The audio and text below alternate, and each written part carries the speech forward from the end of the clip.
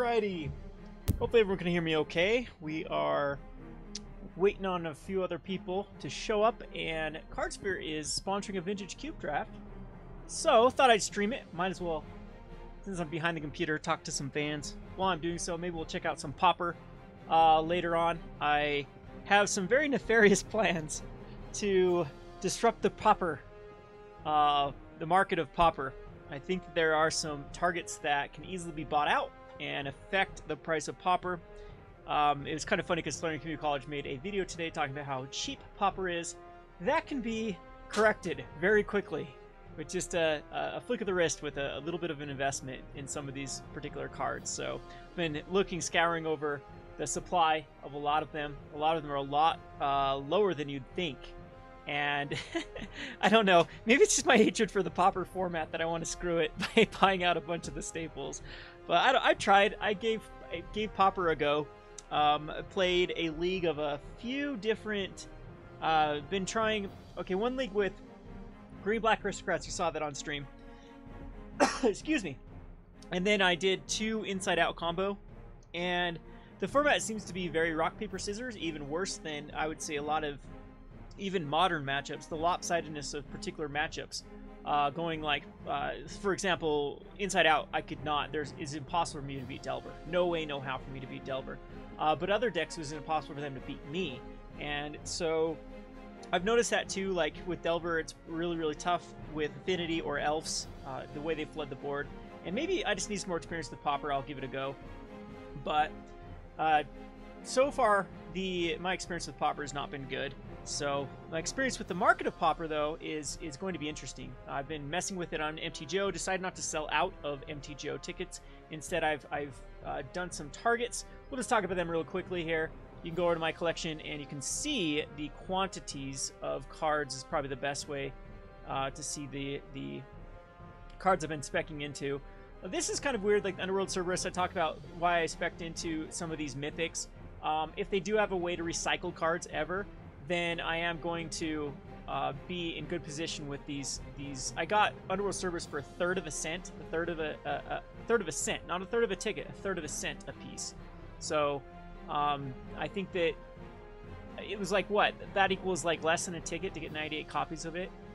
So that's huge investment if they allow mythics to recycle. If not, then it wasn't that big of an investment. But anyway, let me check on the. Okay, they're still waiting for a person to show up. But anywho, the card I've been speccing into right now is Inside Out. It has a pretty low supply, and the big reason why I've been speccing it Inside Out is if you actually look at 2 commons have already spiked on MTGO in the past. One is Slippery Boggle, and the other one is the Elf. Now, Inside Out does not, the Nettle Sentinel. So, Inside Out doesn't have nearly the range that either of those do because it's only Pauper and only 1 deck, whereas Bogle is in 1 deck in Pauper and in 1 deck in Modern. And the Nettle Sentinel is in Legacy, Modern, and Pauper. And it's been in the #1 deck in Pauper for quite some time now. I also think it's in Stompy. So, Inside Out, though, I've been getting these for 7 cents and below a piece, and I've specced into 215 of them. And if they do go up to like a ticket a piece, then I'll get out of them and then, you know, make bank there. The other card that I've been speccing into recently is where is the Spell Queller? And Spell Queller I've been buying from, I think I started buying it out at 485 a piece and bought all the way to 580, so about a ticket range. And it's already up to the $6.50 mark. And Collective Brutality was the card that I was referencing for how well a card from Eldritch Moon could come up. It just seems like Eldritch Moon was released at a very weird time. I think there was a lot of things going on MTGO at the same time Eldritch Moon was legal, and there's just not a lot of supply of these out. It missed the treasures, so it didn't get added to treasures like the later standard cards did. And you can see with Collective Brutality, it's just insanely expensive. It's like 21 tickets right now. And I think that Spellcore being the #1 deck in Modern now, I think that the Jeskai Geist is going to be the #1 deck for quite some time. It just has the best game, in my opinion, versus the variety of decks out there. So anyway, That's the card that I've been speccing into. It might be too late on MTGO to spec into Spell Queller. It's already up to the 650, 660 range, and I'll sell out of it probably 9 or 10 is my target goal with it. A few other cards, the Holy Light I've been speccing into. I bought it at 35 cents a piece, so it's already up to $1.15, I think, so I'm going to sell out pretty soon for the Holy Light. It's just an incredibly low supply. It's another very low supply card. See if I can find where Holy Light is. It's somewhere around here. I'll look at it really quickly. Oh, bump my microphone. Let me know if the music's too loud too, and I'll turn it down. I was messing around with the rate of it. So Holy Light is non-white creatures get -1 and go until end of turn. It's used in various sideboards as it's good versus Delvers, good versus Elves. Not very good against the rest of the decks, but Elves is a huge part of the meta at the moment, and this is just a good sideboard piece. And it was only in this ME1, Master Edition 1, which I don't think they do anymore, and it's also only in the dark. So I think this is a pretty decent spec for paper. So I like okay, I'll throw the music down. Sorry about that. The other one I like is Gorilla Shaman. Gorilla Shaman, there's 2 versions in Alliance, and Alliance also doesn't have that much supply out there, so it's another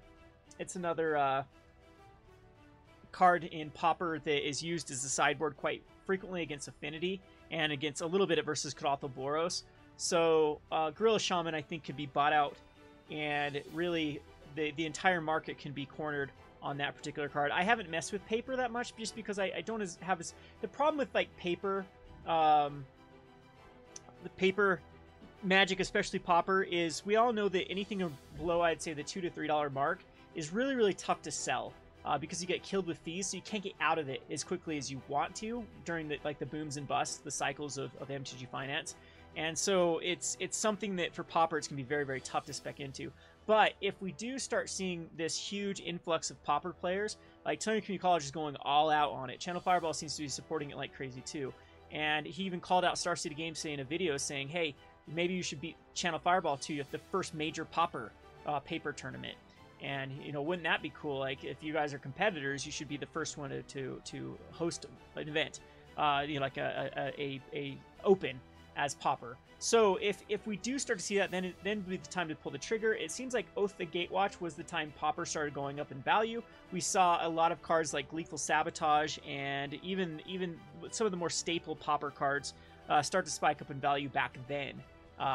And that, I'd say all the 15 cent, 25 cent cards that had low supply already went up to like $1. So we're behind the curve on a lot of them, but I still think there's a lot of there's a lot of room for Pauper. There's a lot of ways to corner. So I've been playing around with the format, trying to find the supply of particular cards, and I'm going to compile a list of cards I think that we can mess with, because I think it'd be fun. I think it'd be fun to take their $40 format and turn it into a $100 format. Alrighty, so still waiting on, I think we're waiting on one guy to show up for this good old Vintage Cube, sponsored by our good friends over at Cardsphere, so they're going to pay for this vintage draft that we'll be doing, so I need to look at this closely. I think they're on Discord, and I'm not on Discord at the moment with on this computer. So as soon as that queues up, we'll play some Vintage Cube. I've played like Vintage Cube like a couple years ago. When was the last time? I haven't played any of it since the last time around, because the EV for this is completely terrible for Vintage Cube. You're going to lose. It costs 10 tickets to join, and the EV is just horrendous. And almost all limited is pretty bad at the moment too, if you're looking for value on MTGO. So I think that if you want to try to grind, I would stick to constructed, and that's the best way to get your best bang for your buck. Tickets, or the treasures, are getting a little bit, I think they're low. I think they're about $2.26 a piece right now, which is historically, I can't remember when people say they need to be profitable, if it's like $2.45 to be profitable for MTGO for the competitive, or for the constructed, and it's not profitable unless they're way more worth more for the limited aspects. And a lot of times limited actually gives the prize payout as far as packs instead of tickets anyway. So anyway, try to get to your comments and let you know, or answer them the best I can do. I'm still a little bit sluggish from traveling over Christmas break.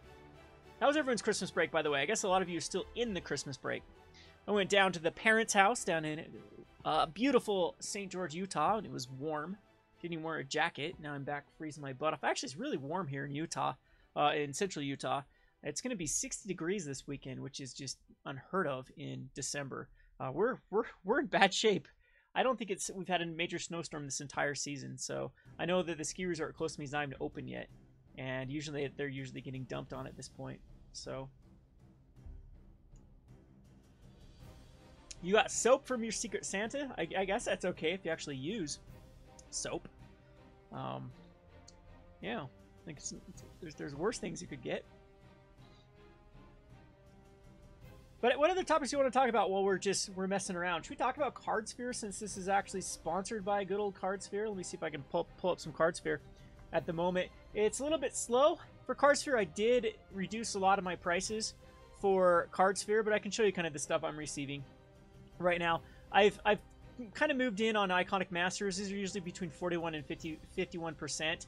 Basically, almost every rare I've put on my want list for Iconic Masters, because Iconic Masters is finally stabilized off, and I don't think the prices are going to go much lower. So if you're looking to pick up Iconic Masters, I think now's the time, but you can still get them for lower than what you're going to find on like the TCG Mid or MTG Goldfish or a lot of your favorite vendors.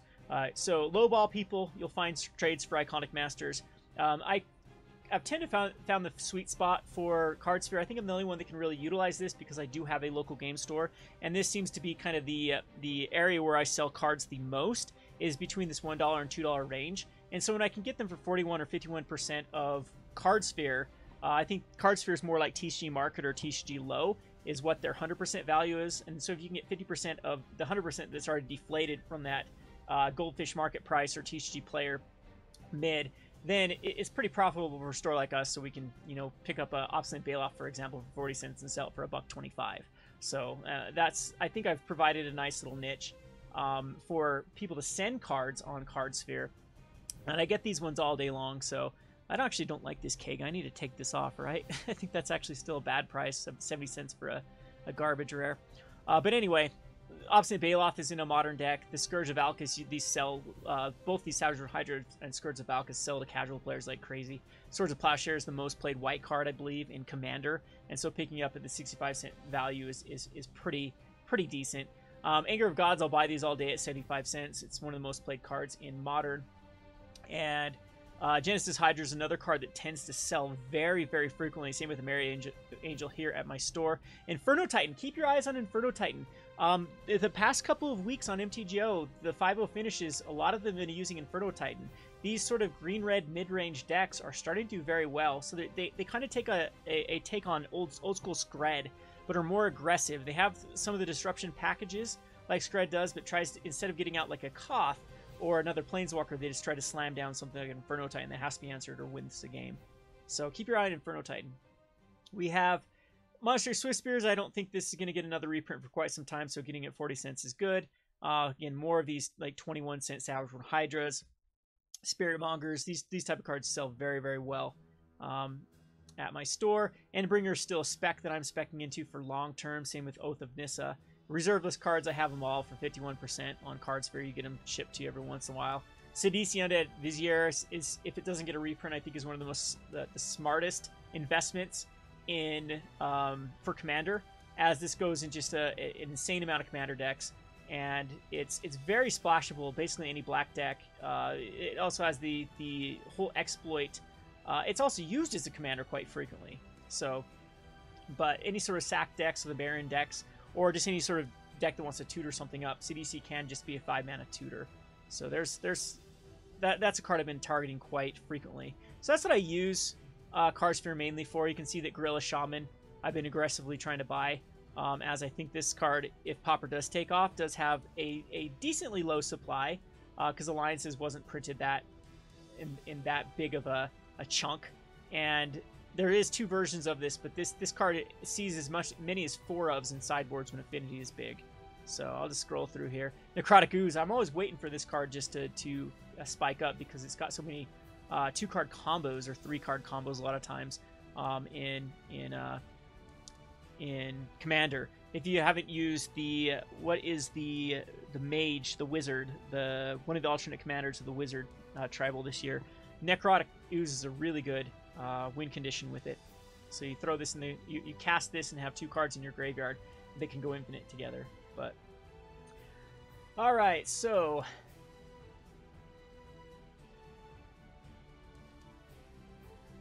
Cardsphere is not U.S. only, Snowpig. In fact, I've sent someone off to some country that was the Falconer Islands. Is my furthest one I've shipped away, and it actually got to him okay with just one of those universal stamps. Rivals Ixalan's spoilers should be starting the 1st of January.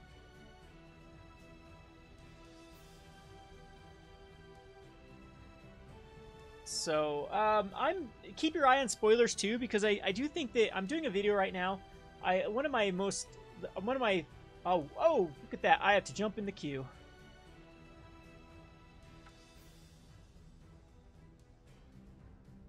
All right, we're gonna get this on the way. So keep your eye on either the ban list as well as the spoilers, because I think there's a lot of good cards that could enable a bunch of other cards. Metallic Mimic's a card I'm looking at quite.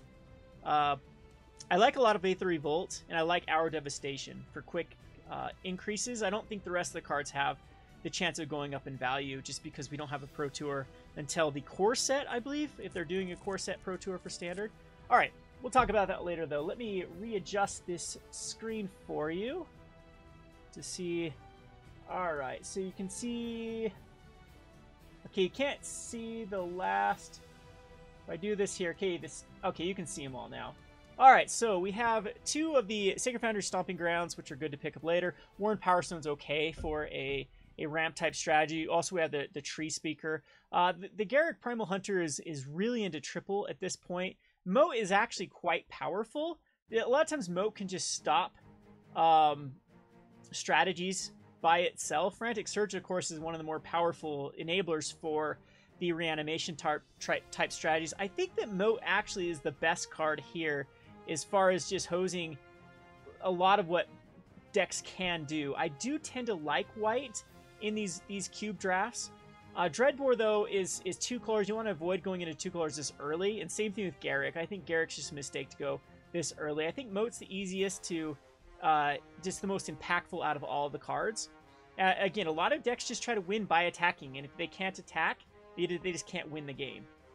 So, yeah, Tree Speaker was another good one if you go into ramp at that point. So we have a Lotus Bloom, which is great for ramp. We have a Dig Through Time, which is still pretty good even in this particular deck. A Wasteland is good to kind of... How much is Wasteland? Wait, these are all... This is a 10 ticket for a... I don't think do we keep these cards for this one? I can't remember if we do or not in the Vintage Cube, because this one's still worth like 50 tickets, isn't it? I can't even remember.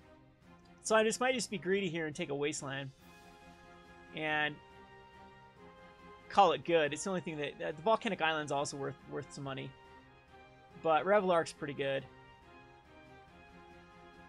Yeah, we're gonna be greedy. For 10 tickets? I do. This isn't a Phantom, is it? Whatever. We'll take the Wasteland. All right, so we got a Hero Bladehold, which is good. A Swords to Plowshare, which is probably better than even a Hero Bladehold because the Swords is just so versatile. We have a Tezzeret the Seeker, which needs some... It is Phantom! Okay, it is Phantom. I'm like, man, I'll take it. If this is worth 50 tickets, then I'll go for it. All right, so Tarmogoyf's a little bit hard to set up. Wasteland isn't a bad pick, though. Wasteland can really screw people out if they go into, like, the 3-color strategies. And if we do end up getting anything that can mess with the getting it back from the graveyard, it's also quite powerful. So this one, for me, is definitely, as far as the power level of cards, is going to be between the Hero of Bladehold and the Swords of Plowshare. But I usually like to take removal above finishers, because finishers are definitely something, especially in this particular format, you can take any finisher and be good with it. So it's the same thing like Banishing Light over Kytheon, or let's see what a Mana Flare affects both player Cryptic Command. We also have Polluted Delta Scalding Tarn, banishing. Oh, this is a Vintage Cube draft, right? This isn't the Vintage Masters draft. Yeah, this definitely would not be for keepsies. Vanishing Light would be the best card here, I would say. And we have a nice little white control deck already going. So far, Grand Vassal is really good, but we have Liliana Veil and Thoughtseize as well here that are very, very powerful. I think Liliana is a little bit more powerful than Thoughtseize. And I do like black-white control. Definitely like black-white control in this this sort of archetype here. Natural Order, of course, is pretty powerful if you can get something to hook it up. But I think Liliana is just slightly better than Thoughtseize at this point. Now I actually like the Wasteland with the Thoughtseize and whatnot. So the Wall of Omens is pretty good. Armageddon is just so busted, though, because you can play around it. I don't think we can pick anything but Armageddon here. I'd like to take the Wall. I'd also like to take... No, that's the only thing that'd be between the Wall and the Armageddon. And the Armageddon is just so much better here. So we have a Marsh Flats that would help with our... we have a Wrath of God as well. We are just getting fed all of the white control. So I'd like to take Fiend Hunter. Fiend Hunter can still wheel, can't it? 1, 2, 3, 4, 5, 6, 7, 8, 9. Yes, it can. It has a possibility of wheeling. We have the Wrath of God. So we'll take the Wrath of God. Angel of Sanctions is pretty good for what we're doing, but still think that Ophiomancer is also really powerful. So is Necropotence. So the good news is that it looks like that we are in the color combination that no one is going to be in. So Wheel of Fortune is so powerful in this. I think Declaration Stone, I think Necropotence is more powerful than the rest of the cards, though. I really want to take Necropotence, but I also think that I'm going to take Necropotence. So, what wield? Spectre Possessions is still okay. We could take a Sacred Foundry just because I know a Lightning Helix is in here, and we could take a Dreadbore just in case we could get some of these other lands. So I'm not thinking we go into Searing Spear or Avalanche Riders. Riders is okay for more land destruction. Spectral Procession, though, is also pretty good for enough chump blockers. So I don't know if I want to commit to any other color combinations at the moment. Sacred Foundry is the best for the splash. I think I will take the Sacred Foundry, though, as it allows just for some shenanigans to happen later on if we can get some fetch lands and then go to the Sacred Foundry. So Revelark is also pretty good here. It's the Wingmare, I think, will screw us up. The Grave Robber can at least protect against the graveyard-based strategies. We could take a Lava Claw Reaches, though, and help with the... I think I'm going to take the Revelark here. It's probably the most powerful one. Now we have to choose between Anguish Unmaking and Hero Bladehold. Hero Bladehold is something that we definitely need a creature here. But the Anguish Unmaking is I think I prefer the Anguish Unmaking just slightly over it. But I'm not 100% into black yet. Yeah, we'll take the Anguish Unmaking.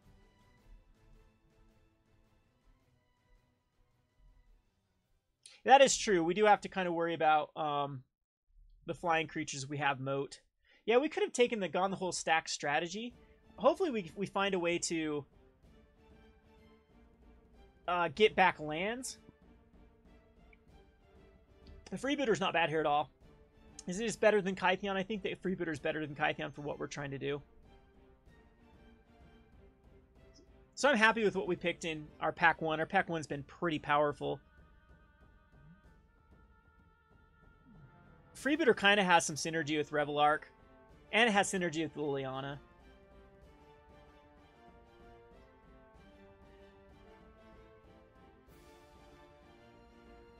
So too bad wait, the Wall still can wheel.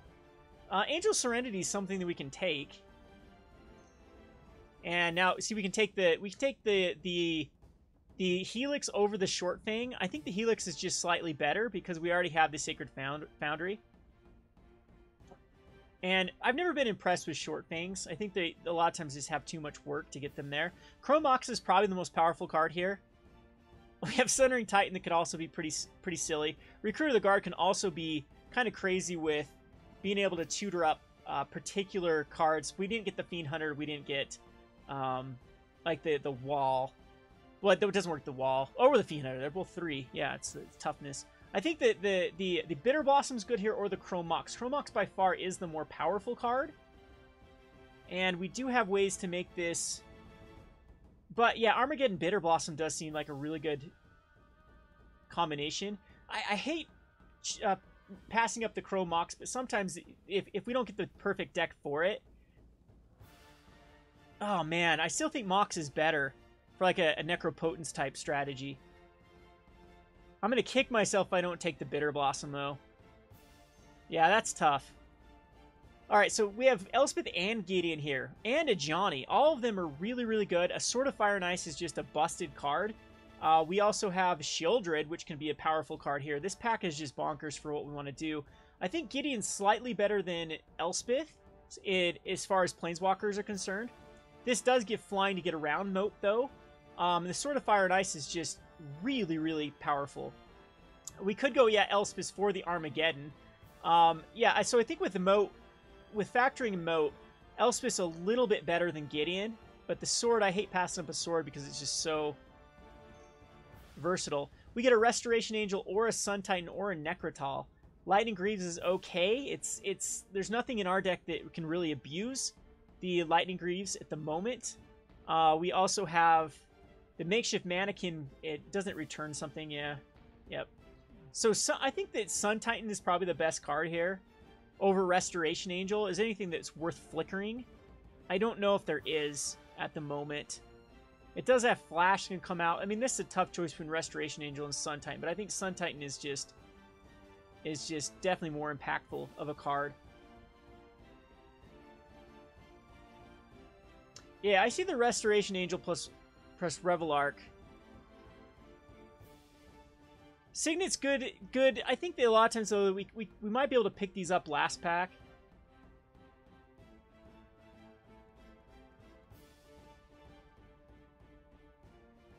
I think I'm going to go with the Sun Titan over the Restoration Angel. We have a Baneslayer Angel and a Linvala and a Gristlebrand and an Ugin.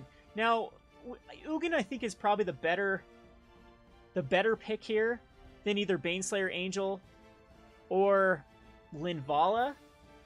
And Garrick we'd have to go, or Gristlebrand would have to go for Reanimation strategy. Bonfire is an awesome card. Unfortunately, though, I don't think that we're heavy enough into red to justify the Bonfire when there's still bomb cards like this. I think Ugin is fine here. It's a great finisher, but I think the Baneslayer Angel is just quicker to stabilize us. It's between Ugin and Baneslayer, and I think Baneslayer is actually the pick here. Because Ugin is something we'd have to pick up some other cards to get us to where we need to be. And I'm gonna go with the Baneslayer. Legion Landing's fine. Olivia is actually fine. Sword of War and Peace is good. Enlightened Tutor can help us go get Moat, though. And it also can get us Necropotence. So, that's pretty... We also have a Braids.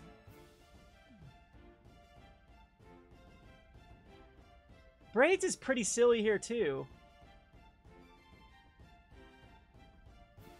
This was always tough about these cubes, is just how much power is in them. Yeah, the Enlightened Tutor's tough to pass up to get Moat, or it can get Necropotence or Banishing Light at this point. I think the Enlightened Tutor's just the better pick. I hate doing this, but Braids could come back. Now, we don't want Thalia. That's kind of the opposite we're doing. Man, Skullclamp is just busted with Bitter Blossom. Is it worthwhile to go Skullclamp Bitter Blossom? Murderous Cut's fine too. We don't want Spear of Heliod. Kolgan's Command is always a great card if we splash enough, but I think we have to take Skullclamp here. It gives us a lot of it works with Elspeth too, right? We got the Elspeth. Yeah, and we can tutor that up now with the Enlightened Tutor. So we have a Celestial Colonnade, which is good. We also have a Selfless Spirit, which I think Selfless Spirit's just the pick here. I don't think we go with Godpharaoh's Gift. Godpharaoh's Gift is busted and limited for sure. But Selfless Spirit... I really don't think Godpharaoh's Gift is good enough to pick here. I think we're just going to take the Selfless Spirit. That's pretty crazy. Bazaar still here. Flicker Wisp or Disenchant are also pretty good. Hymn to Torak is a pretty powerful card. I think it's him here, to be honest. But the Shambling Vent can help fix. We don't really have any fixers. Flicker Wisp is still another flyer that can get through. And we do have a few things that can be flickered at this point. I think that Flicker Wisp is just slightly better than a Shambling Vent. Chrome Mox came back to us. I think we have to take it. We're not going to take the Hypnotic Spectre or the Recruiter. Recruiter can now go get Flicker Wisp, or it can go get Flicker Wisp, or it can go get... I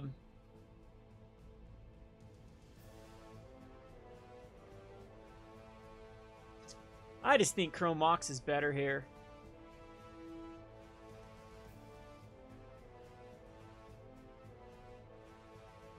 I think that we have to go Chrome Mox. Recruiter is oh, Gideon wield. Gideon Inquisition. I think it's Gideon. And Restoration Angel wield. Wow, that's crazy. Linvala, we can definitely take over the Mesmeric Fiend. Mesmeric Fiend can help us with this.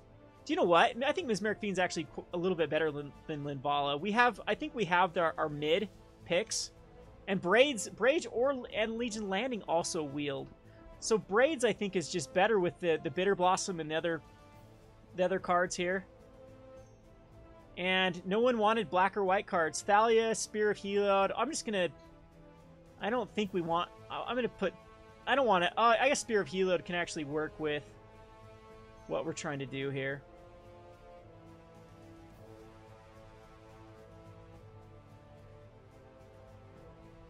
Alright, so we have an Angel Invention. This one's actually something that is pretty neat in what we're doing.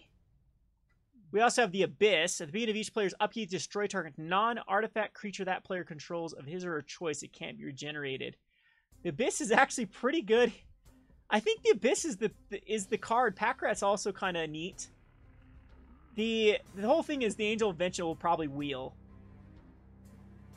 This has a Rofellos, a Packrat. I don't think Packrat's the way to go here. I don't think Hedron Archive or Disc is the way to go either. I think Abyss is the pick. Starts on my opponent. Toxic Deluge is great here, so is Gilded Lotus. Mana Tide's fine, Student Warfare. Inspiring Vantage could help us splash if we actually did go more into red. The Toxic Deluge, though, is the perfect pick. Hopefully the Concealed Courtyard wheels. I mean, we're going to have to do some major cutting here. Archangel Thune is great. Elish Norn is great. Lion's Eye Diamond, no, not so much for what we're doing. Or Tumiyab with no. Elish Norn, I think, is the right pick here as well. We could also go for the Hero's Downfall, just if I think that if we need some more control. But Elish Norn is just, it gets us to the late game. Is Elish Norn what we want, though, in this particular list? Because Hero's Downfall, I think that we have quite a bit of control, though. We have a land tax. Oh, wow. Land tax would actually work pretty well. Fatal Push would also be pretty good. Mana Confluence is something we might need to pick up. Walking Ballista is actually interesting in this one. Because Walking Ballista is definitely... I think that we just take the push, though. We could be a little bit weak to aggressive. I don't know if land tax is worth...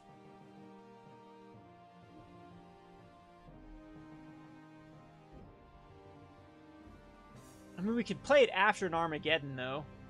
We can tutor it up. I don't think land tax is quite good enough.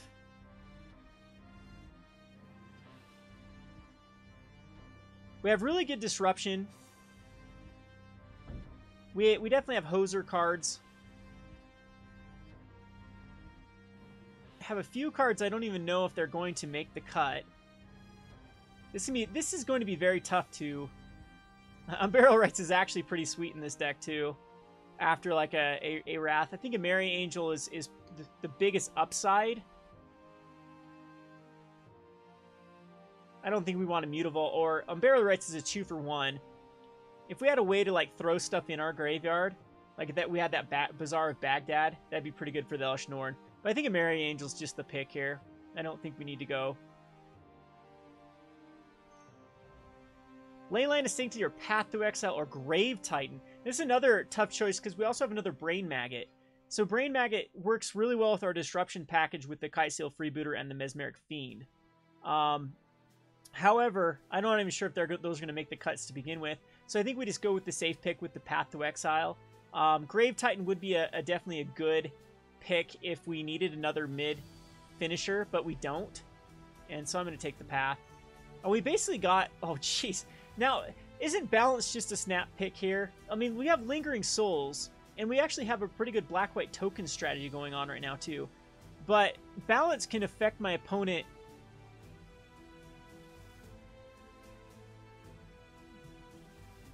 Ay. I kind of want just the Lingering Souls here because it protects everything. Scroll Rack is also a pretty decent card. But Balance is just nutty.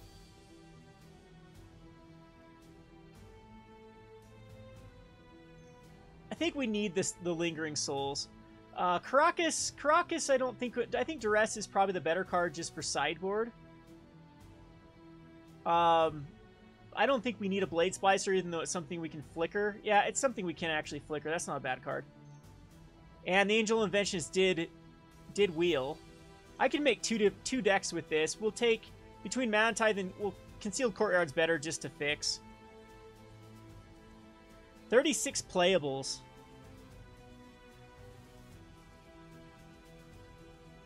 And the Archangel Thune or the Honor of the Pure. See, the Honor of the Pure is actually interesting here because we can definitely go into tokens. I think it's just better than Archangel Thune.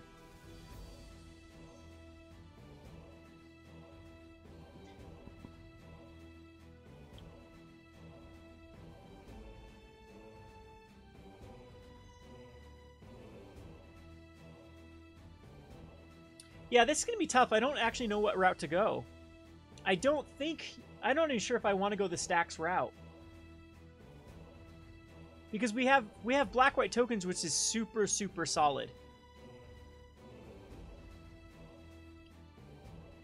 We have 2 Anthem effects, 3 with Elish Norn, 4 actually with Angel of Invention. Mutavault is solid here. We'll just take the Mutavault.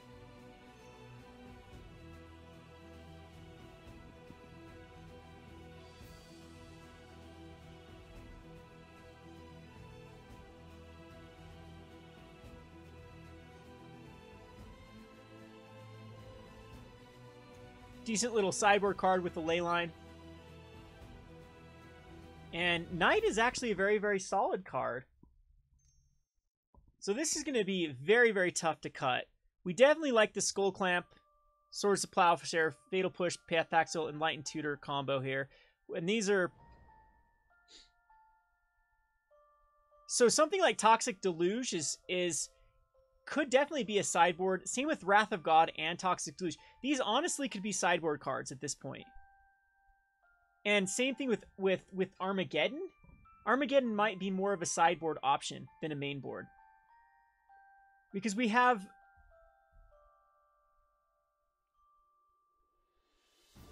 Revelark probably doesn't have enough targets. Neither does the... I don't think we need the Angel. It's just too heavy on our curve. The Abyss, I think, is pretty strong because we have a lot of tokens. So I don't think we need to go necessarily the Kitesail or the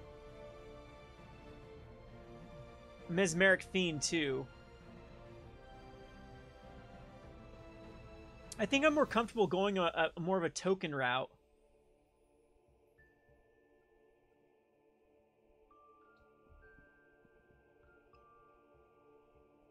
See, I probably still want Braids and the Abyss and cards like Liliana. So I'm not sure if we even need the Necropotence. Necropotence is just such a powerful card. But I'm going to cut it just because I think that we got pushed into black-white tokens, and I think that this is... I mean, this is pretty good. This is solid. We have a nice little curve here. where I don't even think we necessarily need Sun Titan or Revelark. Sun Titan can get back a Wasteland. Revelark can get back Power 2 or less, Selfless Spirit or Knight, or Blade Splicer back. So I'm not sure that Revelark is correct here. If there's enough payoff for Revelark.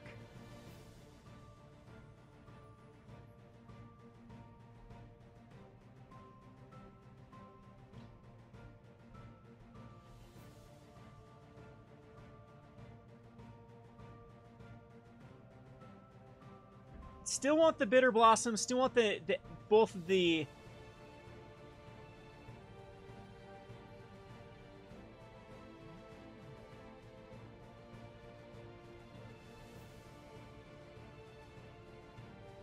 We still want the Moat, I would say. Is Moat a card we need to put in the sideboard?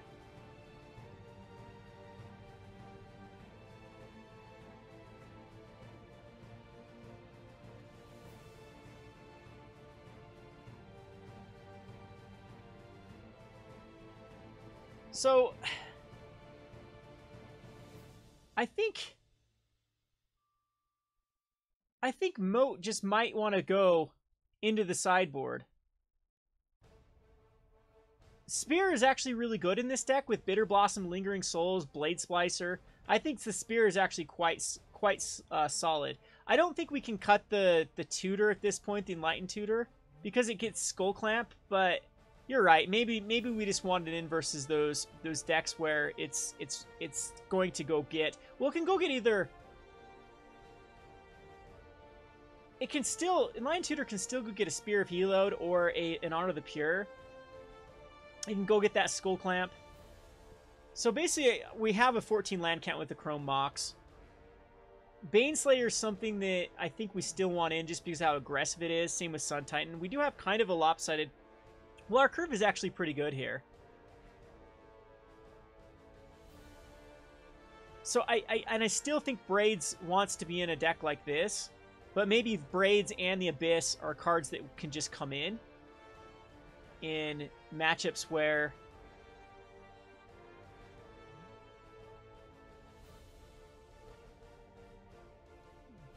Yeah. And the Vanishing Light's great. Selfless Spirit. Is Selfless Spirit the cut? We want the Knight of the White Orchid. I'm going to go up to 6. We're going to want 16 lands for sure. That's going to be the right. Getting up to Elvish Norn is actually quite tough, though. So I think actually even Elvish Norn is a cut. Unless we'd want like more of the control package to get up to Elvish Norn. Well, I'm with you. I'm with you, Helpful. I think that Braids is very, very strong. Yeah, it is just too strong, isn't it, versus Particular. I probably should have got Recruiter. Should have taken Recruiter, because a Recruiter can get Braids.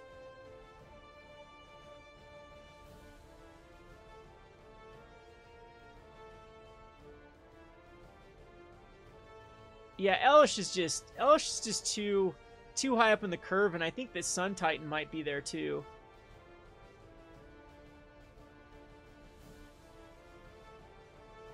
Selfless Spirit's pretty good.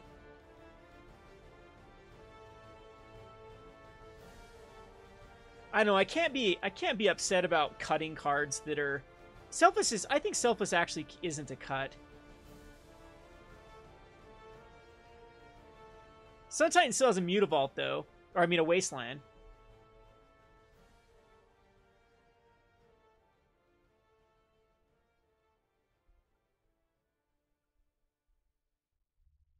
So maybe it's a Maria Angel. Maria Angel just seems to be the weakest link here. It's really good with throwing out... I think a Maria Angel's the cut. It's the weakest one out of the rest of the cards here. Or maybe an Angel of Invention. But Angel of Invention just seems too good for what we're doing.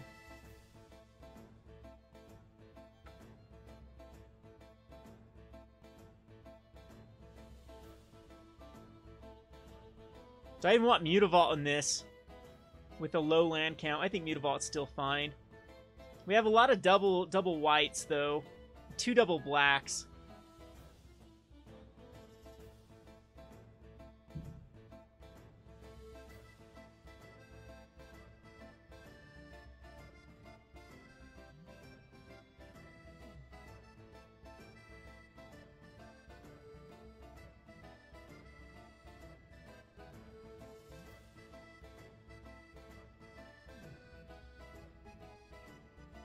Huh.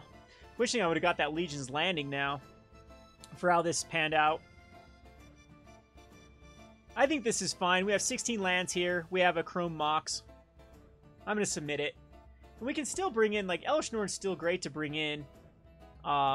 Same with Wrath of God. All of these are great sideboard options versus the right decks. We could go all white. The whole thing is we have a lot of payoffs for going into for splashing into black.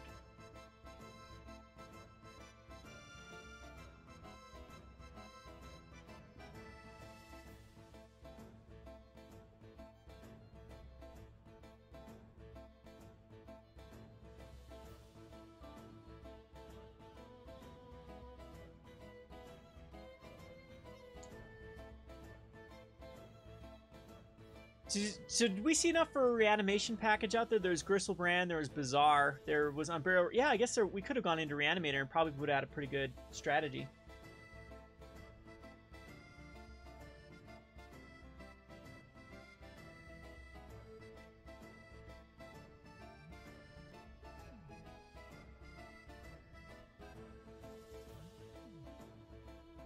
I wonder if Knight of the White Orchid is actually the cut and we bring it in on the draw and take it out on the play.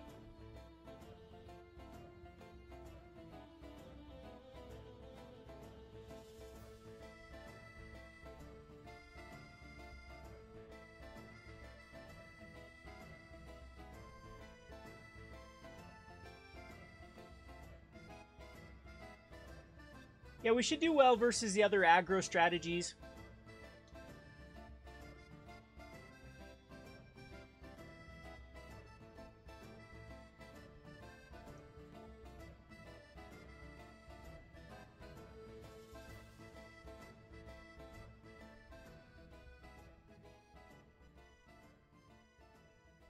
Yeah, Lily is... Actually, yeah, with land-based Lily is a little bit tough to get out. Braids and Lily. But I still think it's worth it.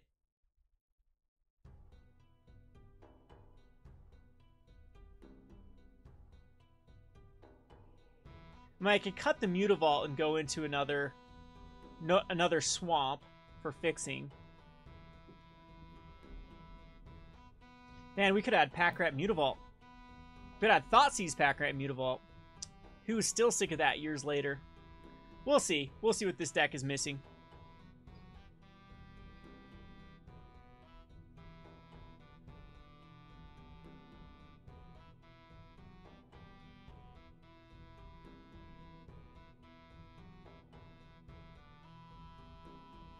I kind of wish we would have got like a Godless Shrine or something for the Knight of the White Orchid too. That would help the fixing.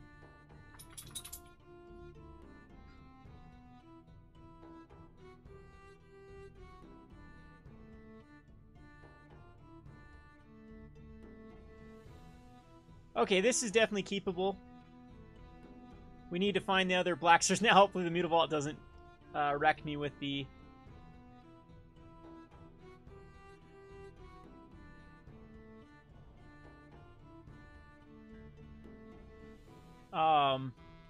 That could be the other double black. I think maybe either a Wasteland could probably go sideboard too. Now that I think about it, Wasteland can only destroy non-basic lands, can't it? I'm thinking of Strip Mine. And we're going against the ramp deck. And that's pretty... that's pretty good. Don't think my Bitter Blossom's going to help much against... Yeah, the Wasteland needs to come out. I was thinking Strip Mine this entire time with Wasteland. And possibly even Mutavault, and that can help our fixing.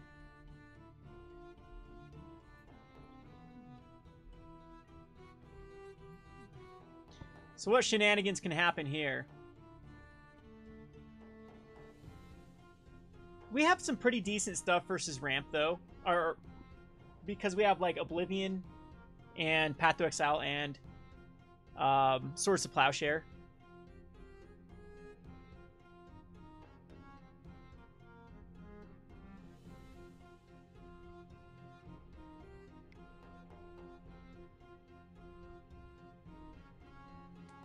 Well, that's just annoying. The Angel Sanction takes the Bitter Blossom.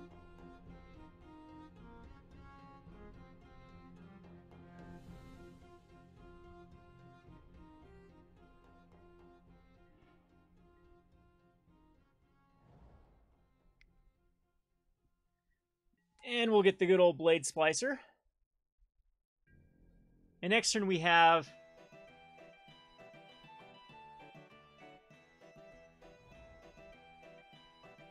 Elspeth or Gideon. I think that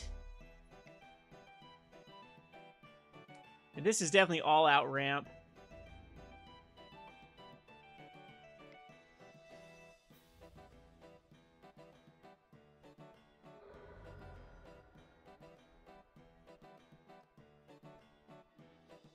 Sun Titan will be nice to get things back later on. I can Fatal Push the Wall Roots. That's not where we want to be. I think that we just Elspeth here.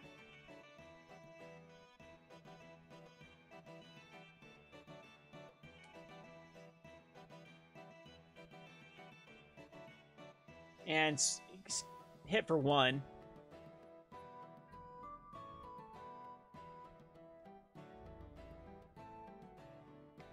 Because we can get another Knight token out, and we can immediately just Emblem Gideon. And that's not a terrible plan at this point. We don't really have many dead draws left in our deck. Of course, we want another land, but I'm trying to think of anything that we have a couple 5-drops, the Baneslayer Angel and or some other cards, but we can basically cast everything else. We have to worry about what my opponent's ramp deck might be able to spit out. There was the Crater of Behemoth that I saw in green. There was a Garrick.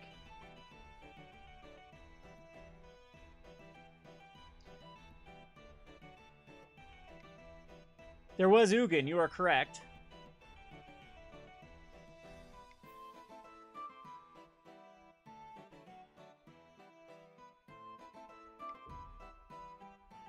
And there is Ugin. Yuck.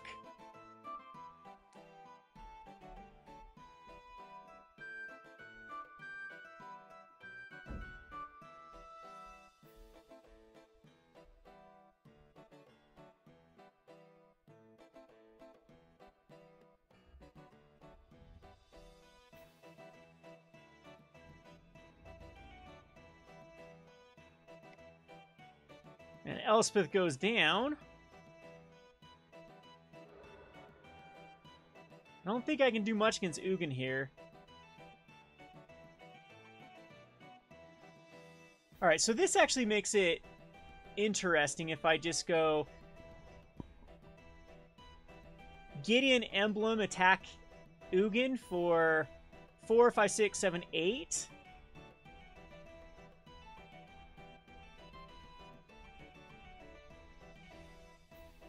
But then I'd just be left with a Golem that the Ugin can't kill. I think that's the right play.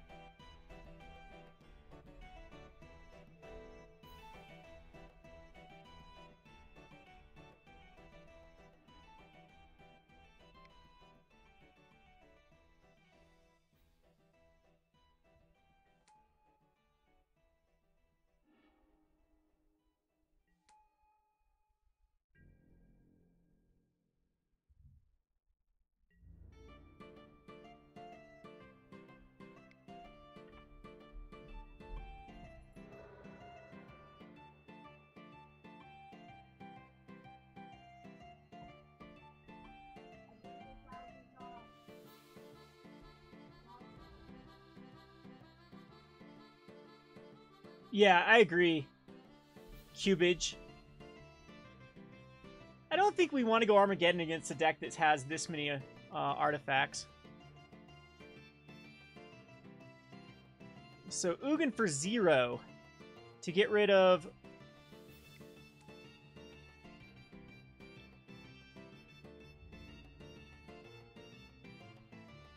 But I'm not sure that Ugin can be protected now. Yeah, there's Liliana. So I don't know if I quite want to go the Mutavault just to guarantee. Yeah, there's no cards in hand, so we can just kill Ugin here.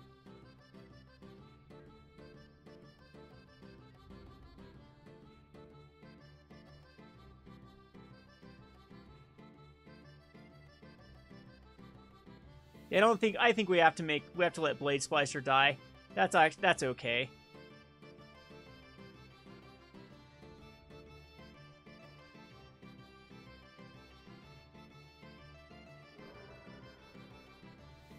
And now we need to find the other black source. We drew both the... Don't we only have two? Do we have two double blacks or more than two double blacks? And that Mutavault... I think the Mutavault's okay to keep in. It's the Wasteland that needs to come out. He's going to untap the Grim Monolith.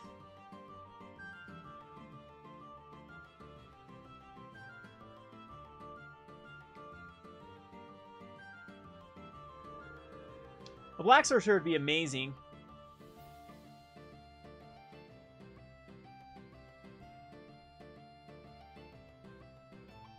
Yeah, and if we do draw a land, of course, the Sun Titan will be good for the Blade Splicer.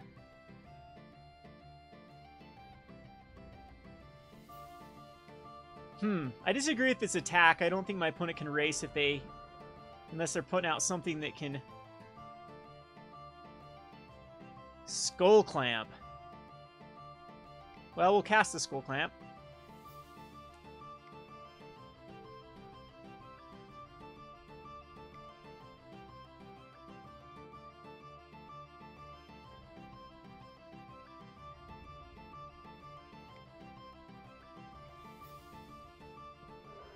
That gives us some padding.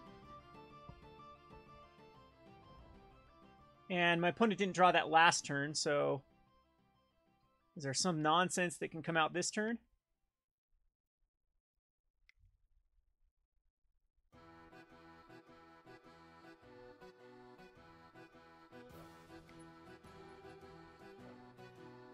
That looks like some nonsense is coming out. Bonfire for a ton?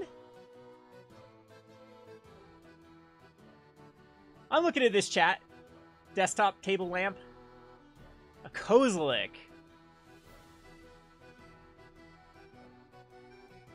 Kozilek is probably something that I need to find one of my Oblivion rings.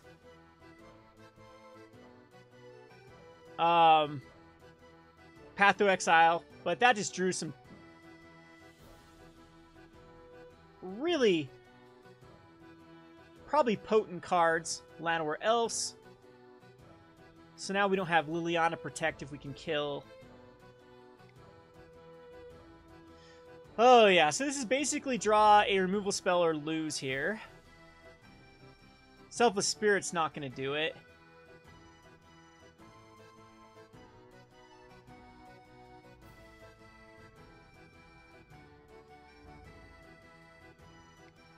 I just want the 2 cards, so I'm going to attack him with the Golem.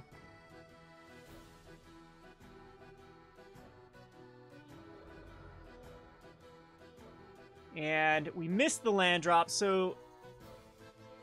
Annihilator 4, we can kill...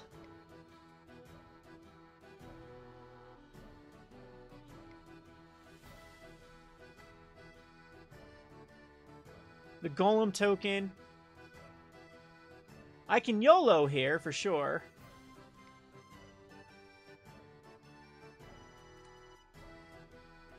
No, I can't, because my own emblem.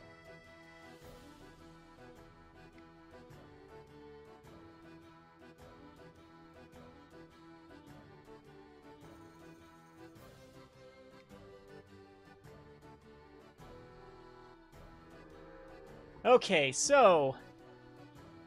We're definitely going to bring in all our disruption cards versus this deck. We haven't seen any removal except for the Angel of Sanctions. And an Ugin, I guess. Well, Reclamation Sage, that's going to do it. Okay, let's go on to the side. There's no way we can beat the... So, I still don't think that Wrath of God is good here. Moat gets a little bit interesting. So let's get rid of this Wasteland for sure. And we'll add a Swamp. And then we do need to bring in the Disruption package. I kind of like the Abyss, but I think the Kitesail Freebooter and the Mesmeric Fiend, don't they both hit... Yeah, non-lands. I think these are both okay to bring in. Toxic Deluge actually does seem good against if my opponent is running a lot of mana dorks, but we do have ways to deal with the mana dorks. So, cards that need to come out. We had a lot of answers there with the Swords, the Path, the English Unmaking, and the Vanishing Light for the Kozilek. The Kozilek, of course, already got the value. Baneslayer Angel is still pretty good. Angel of Invention I still think is fine. Restoration Angel can still flicker some cards later on. I'm not sure that we need like Honor the Pure or Spear of Heliod in this. I'd rather have some Disruption. And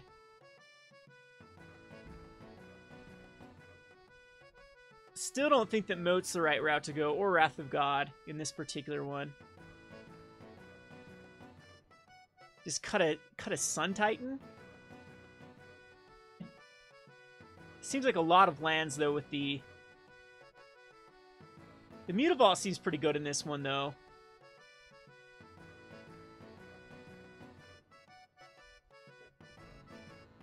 Okay, I'm gonna choose this. Ugh. Ship this back. A little bit better.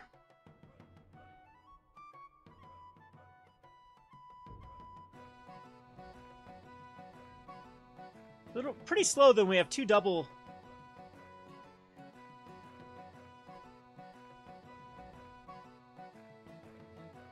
Black Lotus.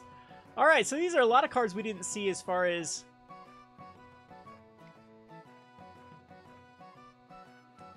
Oh, that is just. Do I have to path the... I think I do need to path the Oracle. But my opponent's got a lot of value out of the Oracle. And the path. That's just kind of is the problem with the token routes, though, is a lot of times the more degenerate. And this is only a single elimination, too. So, the mulligan's going to hurt us with the high drops.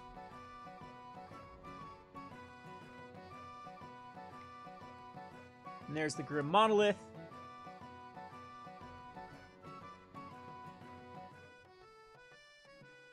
And a Flicker Wisp we can't catch. So now we're in the opposite end of the spectrum with the planes.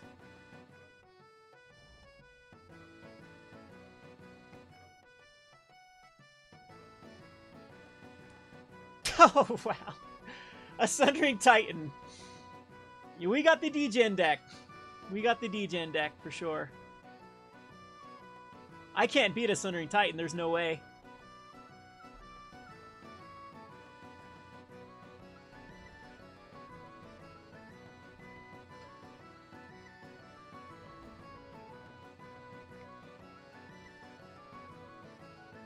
And a Mirari's Wake. So I need to draw like a Swords, and we get it. So we got the Swords to Plowshare to take care of the Sundering Titan. Which, who knows, we could go... Now I'm wishing I would have taken that Balance, right? I don't know if Balance would do much against this deck.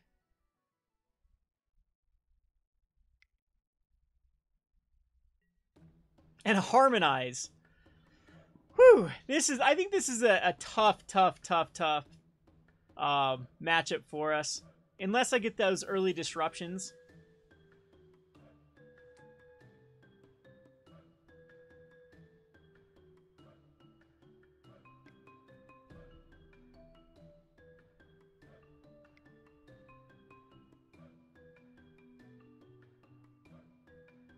And even the Thragtusk, that's going to be very, very tough for us to deal with.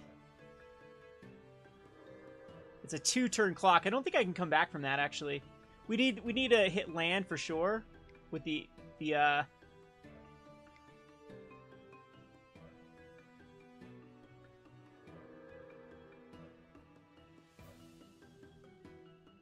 we have to hit a white source here. Oh, yeah, Sundering Titan actually does that, too. Yep. That just kills us. I forgot when it leaves the battlefield, too. Wow. Well, that did not end well.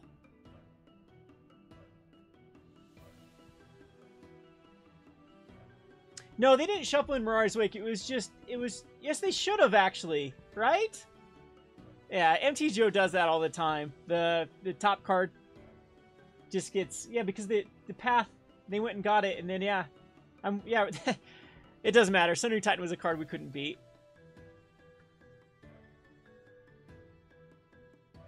Welp, that was definitely very painful.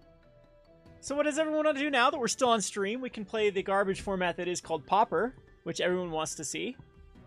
Or we could just mess around in standard, or I don't want to do another vintage. The EV on this is awful. It's absolutely terrible for the vintage cube.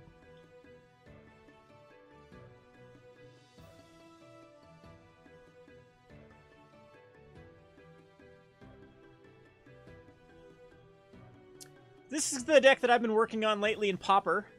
Just my own version of Tireless Tribe, going more all in on the ability to dig for the combo. I do want to try out some other... Let's queue up some Pauper. The thing is, this deck is just... Tireless Tribe is just so bad versus so many of the, like, the Delver decks. It's just unplayable against those...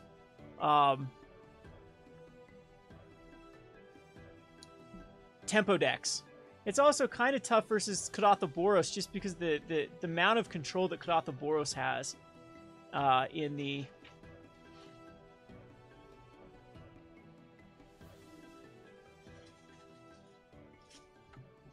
75. So there's my last one. I actually did win against this Carves, who has the most trophies. He was on Burn, which is a fairly easy matchup for the Inside Out, because a lot of times you can get a lot of the cards that just protect your guy and then you just go off. I don't know. I don't know what Pauper deck that I've fallen in love with the most if I were to play the format. I like the Green-Black Aristocrats, but it also suffers versus the more Tron-type decks. It's tough to beat those. The Tireless Tribe decks, it's impossible to beat those. Yeah, these are all Delver, Karatha Boros, and Karatha Boros hit. It was like 3 Galvanic Blasts in a game, and that was tough when they hit three Galv Blasts. And they were all... I saw the hand, too, from a Taxing Probe, and none of them were in the hand. So it was like top deck after top deck. So I'm going to play some Tireless Tribe, and we're going to... was there something I was going to add to it? Oh, yes, I was going to add a land. I want to try the bounce land. What's the bounce? Azorius Chancery or Azorius? I want just a one of Azorius Chancery just for an island, I think. But, and I don't know if Circular Logic was also a card that I liked better in this sideboard. I don't even know if I'd rather have Apostle's Blessing in the main. I mean, I'm winning a lot more games with the Seeker of the Way than the Tireless Tribes.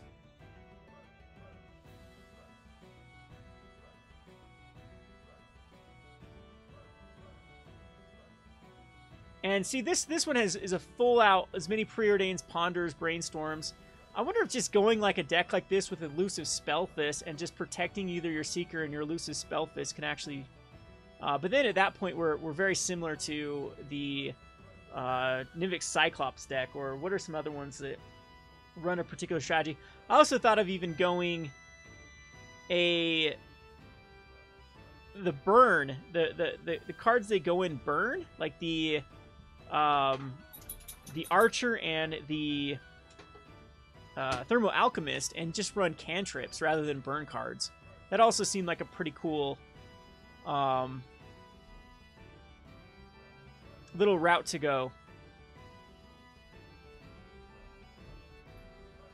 Because then you could cut, you cut both Tireless Tribe and Seeker and Inside Out. That can give way to Lightning Bolt and something like Chain Lightning, and then just a bunch of these cantrip-based cards. And then Shadow Rift too wouldn't have to be in there. I don't know. Because it just seems like Tireless Tribe, though, does have the option of just winning, and they always have to play around it.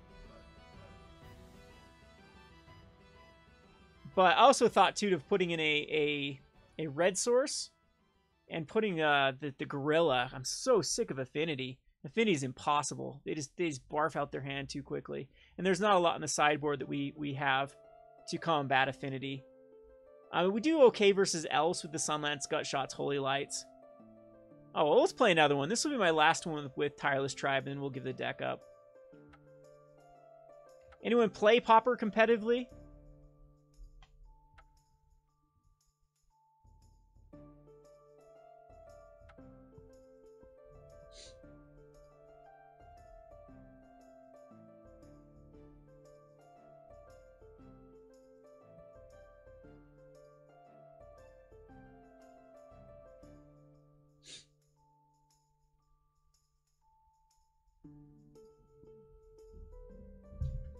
Let's just check out some meta for Pauper real quickly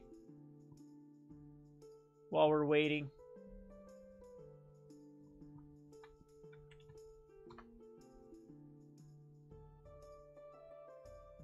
Oh, we don't have to wait much here.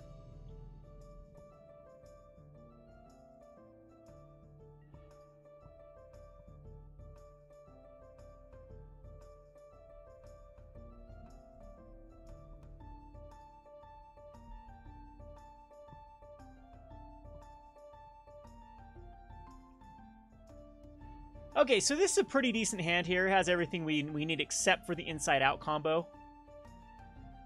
And so we will first turn probably just go Evolving Wilds. Pass the turn. And then crack it to go get the planes.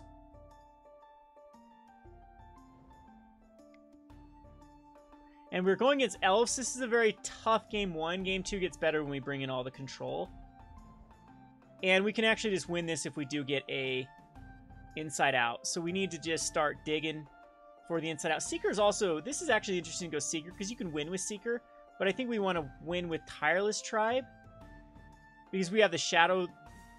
Yeah, I think we want to go that route. So if you don't familiar with the combo is Tireless Tribe and inside out, and then you need 3 other cards, and that's enough. That is 4, 8, 12, 16, 20. Because you draw one off of it. I think you maybe need 4 other. Yeah, you have to do 5 cards, does 21 damage. But Elves can definitely barf out their hand here. We'll Brainstorm in a turn. Wonder if actually, no, Brainstorm is better to do than Preordain, because then we can scry away the cards we don't want with Brainstorm. We can put the Seeker back on the card that we don't want to draw.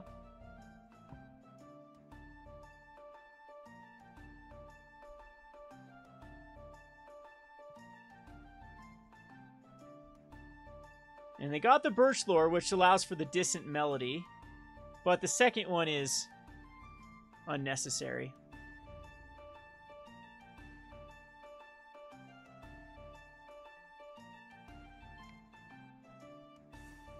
So the Azor's Chantry's fine here. We're going to put Seeker way on the bottom. So which one goes where? Circular Logic is actually okay next turn to counter a specific card. So I think we want it. We don't need like a double slip through space. So we're going to put Seeker and then, but we're drawing one no matter what. So yeah, so it doesn't matter. We'll go like that. I think that put them where it wants to be. We should be drawing the slip. Okay. So I'm going to go ahead and preordain. And put both of these on bottom. And we found the inside out. So next turn, we can win. So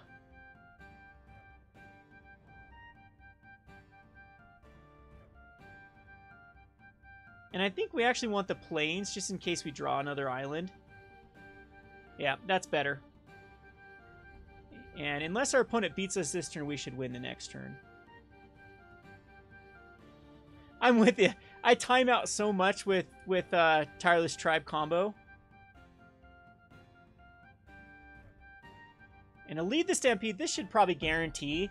Because I don't know if the Birch Lore Rangers, it found 5. It needs to find the Nettle Sentinels. And I don't think they found them. So they can... This needs to be a Nettle Sentinel. Yep, Llanowar not going to do it.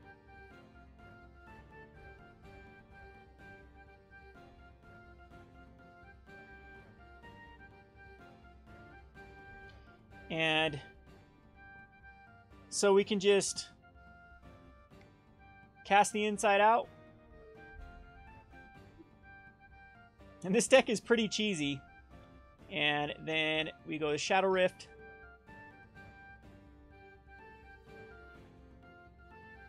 And then proceed to discard everything.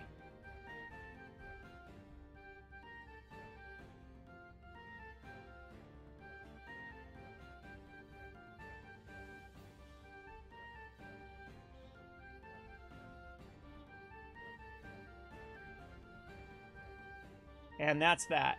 So now, with this one, there's a few different things you can go. You can go the more control route and just kill the elves, which makes you a little bit open to their ability to draw their way out of things with the Lead the Stampedes. Or you can go the Tireless Tribe and just try to race them. So for this one, since we're on the draw, let's go with the control route. And so I don't think that Circular Logic, a lot of times, sometimes I just don't even like to go the Tireless Tribe combo, like take 2 and 2 out. And you can just win with Seeker of the Way, because they can get up to a very, very high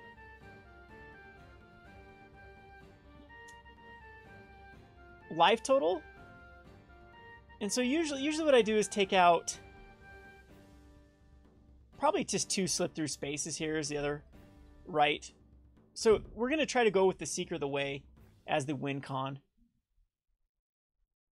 Or do I want to go all out on Tireless Tribe?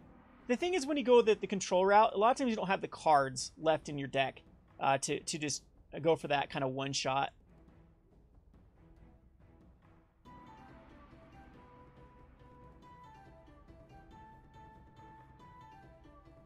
But everyone should play the Tireless Tribe deck and spike the value of the Inside Out. Since I have 215 copies of it, that'd be much appreciated.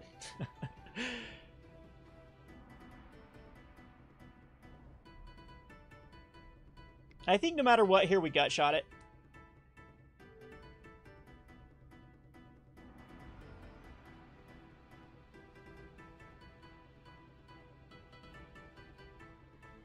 And we're most likely going to Piracy Charm whatever else our opponent puts out, or Brainstorm. The thing I like about this deck, too, is you can keep one-landers all day long.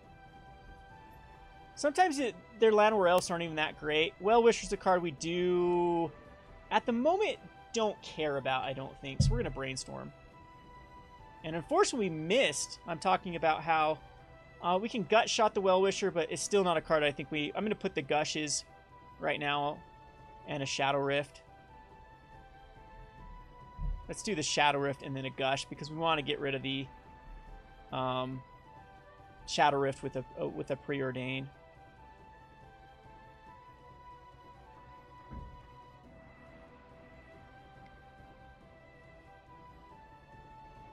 So we're going to put I think we're going to put both these on the bottom to try to scry for a land.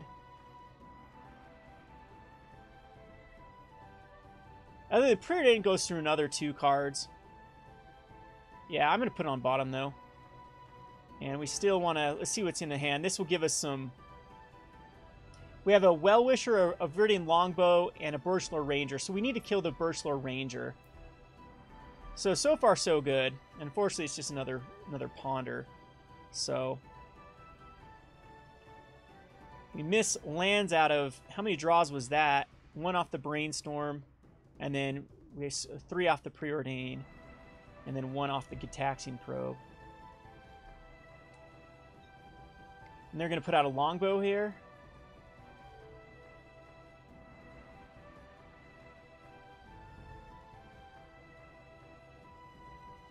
Now, we could get beat down by Well-Wishers.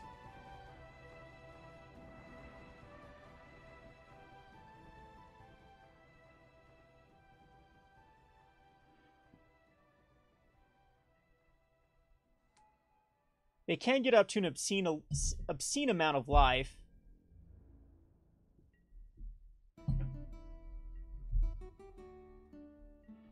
Another gut shot's nice. This Ponder needs to hit us a land. Hey, hits us all the lands.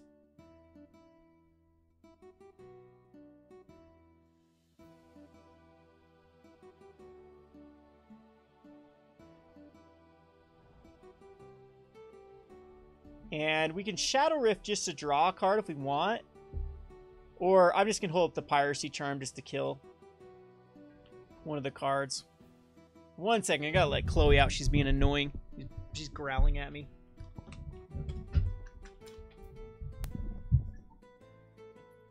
Go get Zach. Go Zach.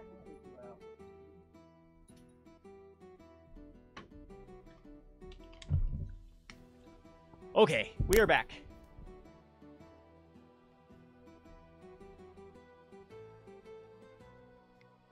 So again, I'm not too concerned with the Well-Wishers at the moment.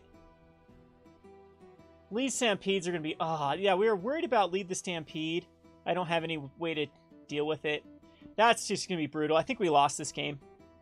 Right here with the Lead the Stampede. The Elves runs like no lands in their deck. So just drawing 3 naturally is pretty crazy. Alright, so I'm just going to Shadow Rift here. And a turn just to draw a card.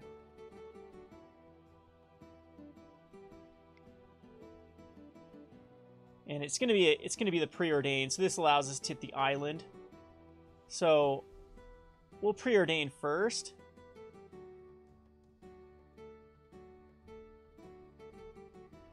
And I'm gonna put this island on the bottom and the Brainstorm on top. I guess I should have Brainstormed first there. I don't think we need to do anything. Yeah, I shouldn't have played a land, because now we can find... So, there we go. We got the inside-out combo, but the problem is these Well-Wishers could get out of control. I'm going to put, well, just a Gush here and a Sunlance. We'll end up drawing both of them. So, let's put the Sunlance in the Gush. And I actually have Ponder. We can Ponder here. We're going to leave up the Piracy Charm, though.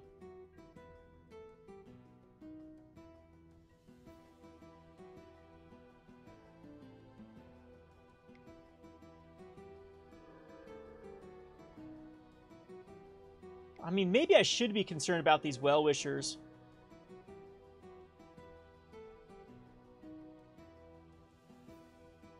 Just getting up to an obscene life total. But I actually don't think we're...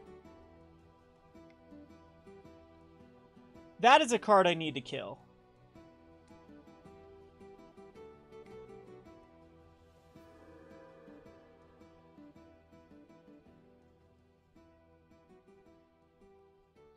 I could kill it right now, the Well-Wisher.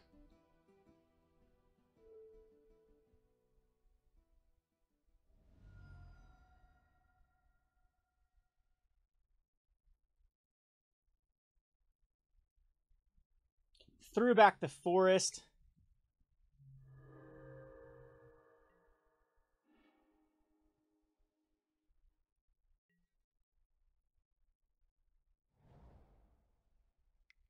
And what is it? It's a land or elf. So I need to find a holy day.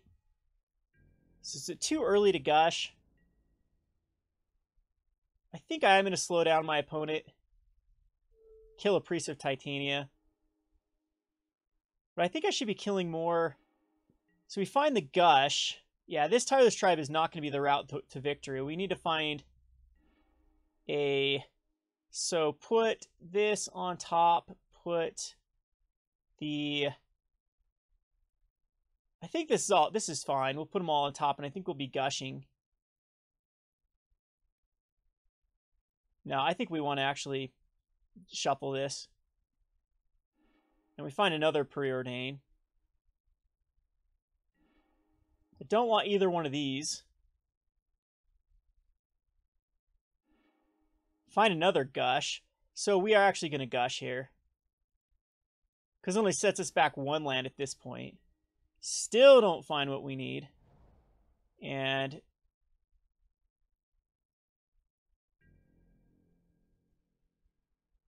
do I want to go for another Brainstorm right now? Yeah, I think we do want to Brainstorm. Yeah, this is what I don't like about this deck. You have to go through... There's the Holy Light. Now we just need to find the source. So we're going to throw an island, and a gush is fine. And I think we just still want to ponder. Yeah, I time out with this deck so much. Just because, look, we're at 16 minutes. Our opponents use like none. There's Evolving Wilds we want on top for sure. So put on top. Put on top. Put on top. No. And we have Evolving Wilds for next turn. So we're still a few turns off. But the Holy Light will basically get rid of the...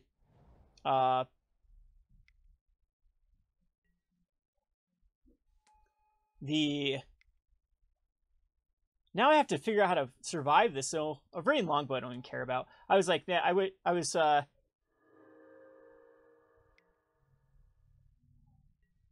worried there's going to be another elf coming out. So we'll go Evolving Wilds, crack it, get our white source right now. And unfortunately, though, I think we're going to end up insiding outing something just for a card at the end of our opponent's turn. And then we have to do Holy Light the next turn. Unfortunately, though, this Huntmaster is going to be a problem. It's going to be something we can get back with a Seeker. And we need this not to be Lead the Stampede. Just going to equip the Viridian Longbow. Okay, I don't care about that. And I'm surprised my opponent hasn't been tacking in with the Well-Wishers. Because our path to victory is going to be these Seekers. And I think I can dish off enough damage. The whole thing is, do I throw out... There's another Priest of Titania. Okay, so do I wait a turn? No, I think I Holy Light no matter what next turn. And then we have to deal with this Huntmaster. So now we'll just Inside Out to draw a card. I don't want to be using too much of these cantrips because the Seeker's going to have to gain back some more life. But there's another Gut Shot. Unfortunately, we can't get the...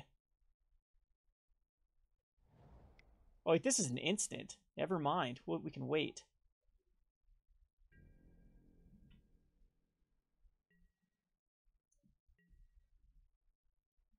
And the Elf's going to ping us for a damage.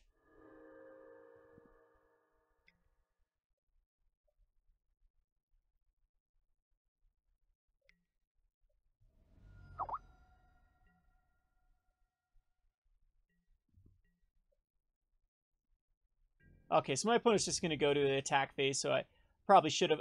This does make a less damage from the Huntmaster, but allows my opponent to gain more life.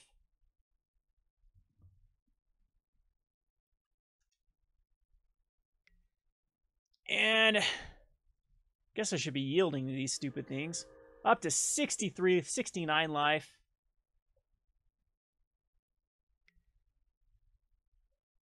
And I'm down to 7. I'll be down to a 5.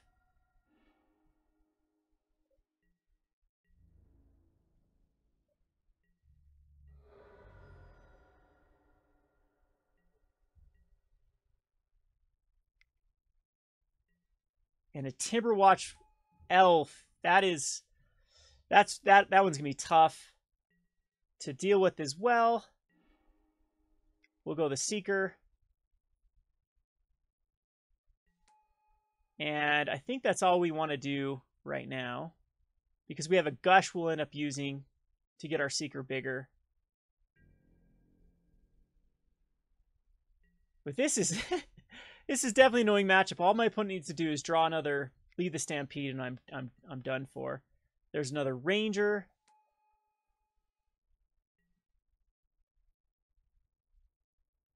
And that makes it... That's a card that I absolutely have to deal with, too, because of the Timberwatch Elf. Can I get up? I don't think I can get big enough to stop... The Ranger there was the best top deck, because that allows the...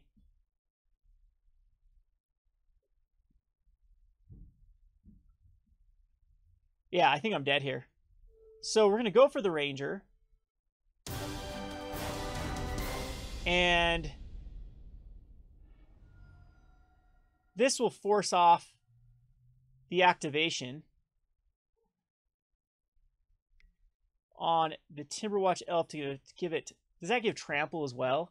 No, okay. And then, yeah, I can just do it again.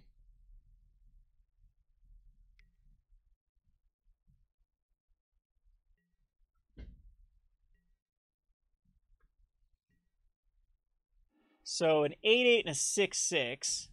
So I can go the Shadow Rift on here. Let's go ahead and always yield to these triggers. This needs to hit something good. I don't know if it can hit anything at this point. Nope, it's a land. Gush only gets me up to 5/5. Gush can still hit something.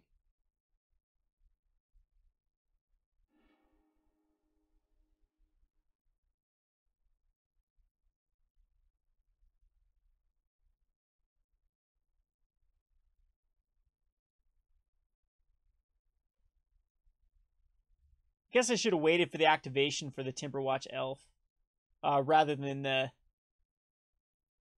yeah, trying to gut shot in response. That would have, but the Kieran Ranger is just a losing battle, and we miss it anyway. We hit land and gushes. Okay, so maybe Circuit Logics is something that can actually counter the lead the Stampedes. I don't think I want to change much to it. We could go all out combo and just try to race with the Tireless Tribes again, rather than trying to interact.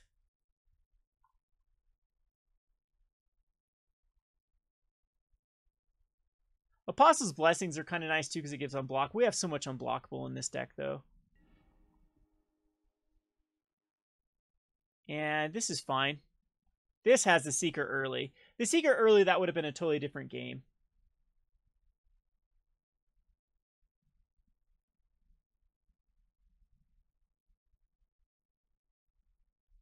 Yeah, I could go...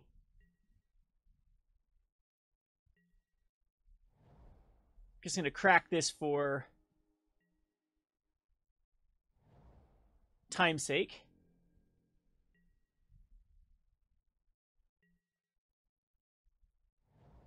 And whatever my opponent puts out, we're gut-shotting it.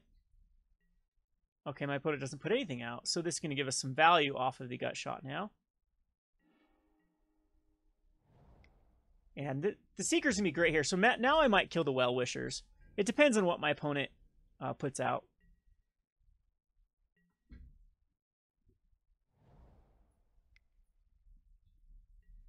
Sylvan Ranger.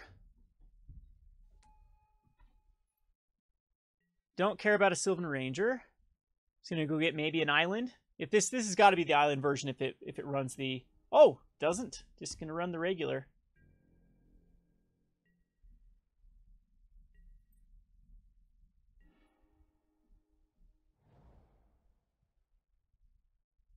So we'll start getting in some damage. And I think we're going to do the inside out right now. Because this is going to be our path to victory. Is going to be the Seeker.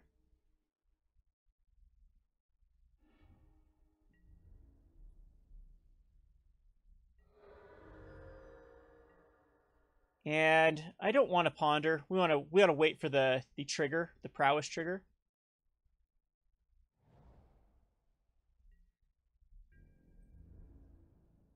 The guy, he wants to attack instead. Okay. And I can actually use the gut shot on my turn to kill off a 1/1. It's going to be a Timberwatch. That is one of the cards that is annoying for us to deal with. And I still don't think I kill the Sylvan Ranger, so that's fine. I don't think I Brainstorm in a turn either. I want the triggers. Another Inside Out. So we'll ponder now.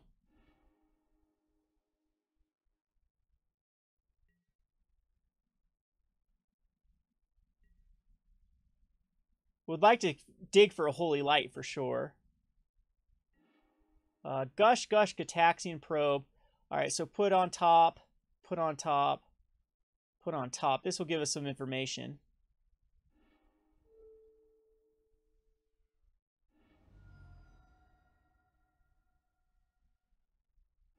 Has Well-Wisher, Moment's Peace, Ranger, Lead the Stampede.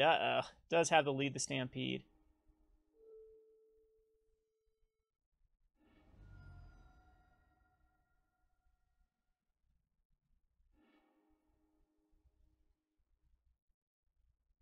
And is Gush too early right now?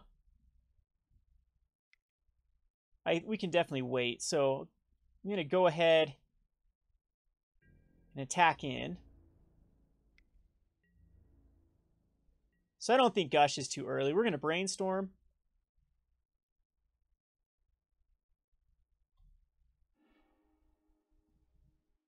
Still want the 4 lands, though, so I'm not going to do the Gush in response to the brainstorm, I think. We'll just keep doing this. Well, now we don't want the island and island. And then now we can Gush.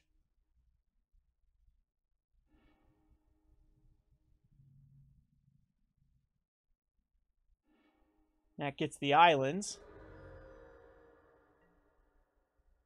And guess I should have used a preordain earlier. Well, we didn't have the preordain. This can actually scry us. We'll wait a turn for it.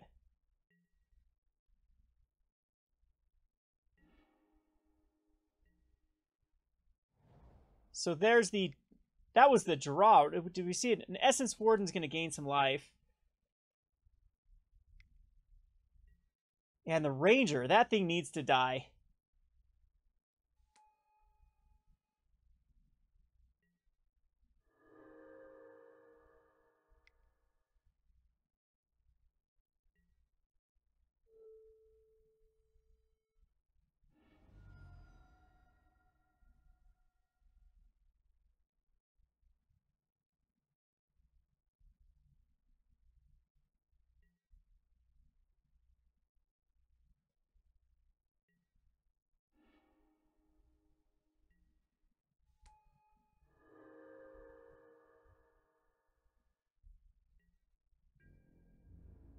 Decides not to attack in with anything. Okay. So I guess I could have Inside Out Timberwatch. That actually does work too.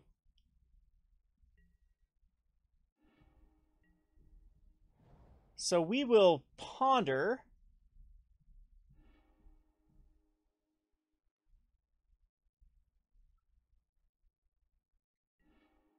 And put a gut shot to kill the Birchlore when they try to, or just whatever the Timberwatch is trying to do in response. So put this on top, the Shadow Rift, and the gut shot.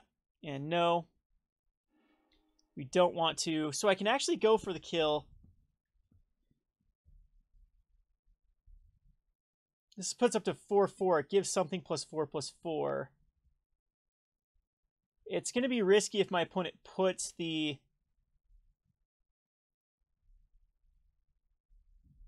Timberwatch, or puts the +3/3 on this, on the Timberwatch itself. So I'm not sure that I go for it. So I could kill whatever, and it's just going to put it. I guess I could Gush and make it up to a 5/5, and it gives it +4/4. So it puts it up to 5/6. So I don't even know if that's the right call. It puts up to 4/4, 5/5. Yeah, I guess that's the better call.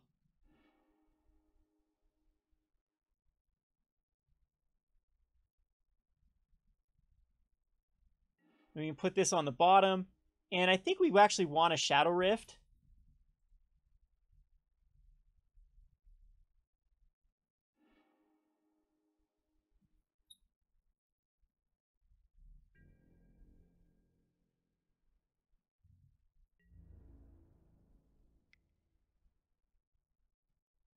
Seems kind of a waste, though, with the Timberwatch Elf.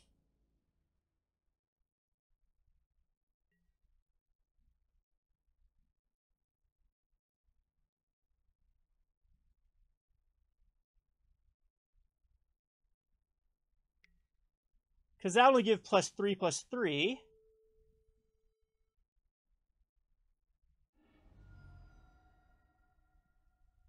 And my guy will be a 5/5. So that actually worked out very well.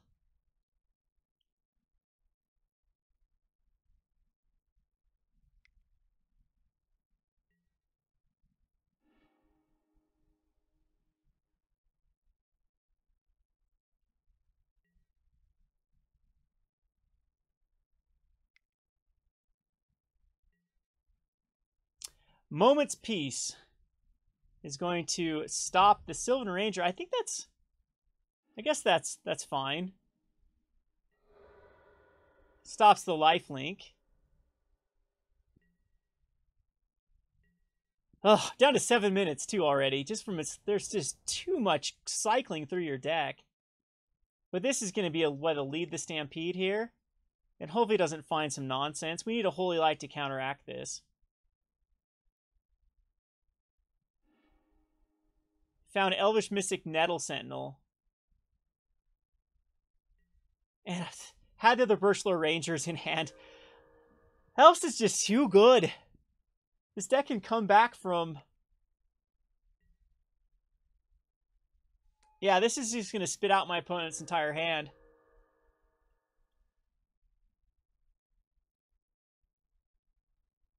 Killed Ranger and a Birchlore, but the double lead the Stampede was definitely the...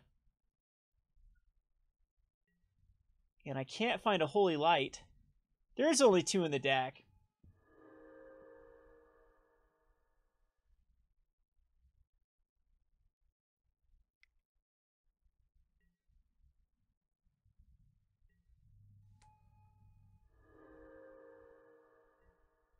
Yeah, it's either Holy Light or bust here.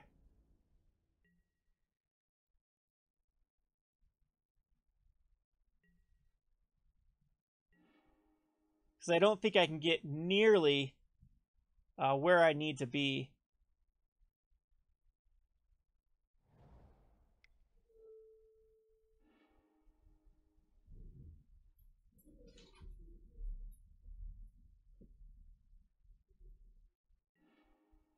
Tireless Tribe is definitely, it's a blocker.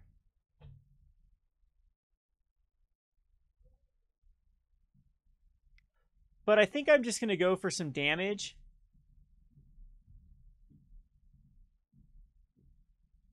Because I don't think I can get enough through with Tireless Tribe next turn, because my opponent's going to be gaining more. So what can we get up to? We get my opponent down to a 13. How much? My opponent has a moment's peace in the graveyard, though. So, yeah, that's where it's going to be tough to dish off of the Tireless Tribe. So I think that we just inside out here.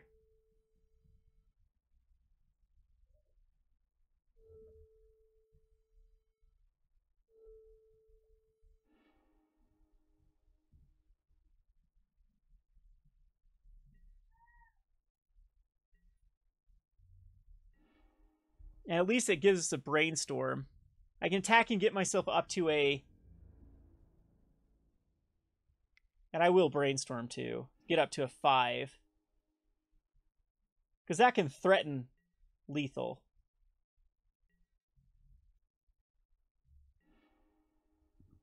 Still don't find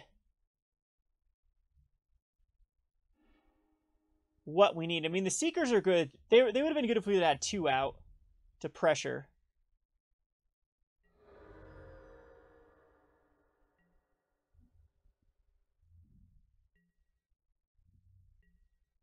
We've gone through about half our deck, more than half our deck, with being able to cycle through things and haven't seen the Holy Light. Or another, like, Sunlance. And this is going to be a Distant Melody? Yep.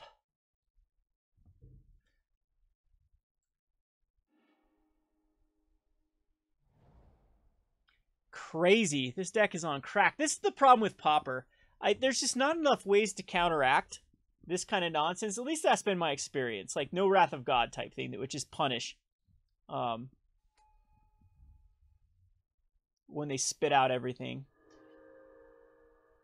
Now, I have only drawn 2 removal spells out of the ton that I have in the deck, and dug like crazy to try to find him. And my opponent found a Distant Melody and a Lead the Stampede before. The Well-Wisher, I think, is going to be... And now with it, the Ranger can double pump the Timberwatch. I think we just die here, actually.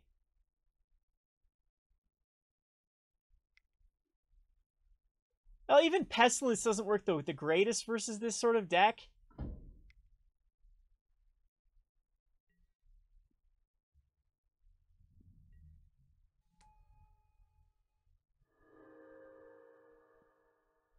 And it's got a lot of legacy rules in Pauper, which I'm a fan of more of the modern era of Magic where things have been fixed to where activations have a cost to them, not just like returning a land, for example, with the Kyrian Ranger. So it allows for a lot of degenerate stuff. Now, I'm saying that I'm playing a pretty degenerate deck as well.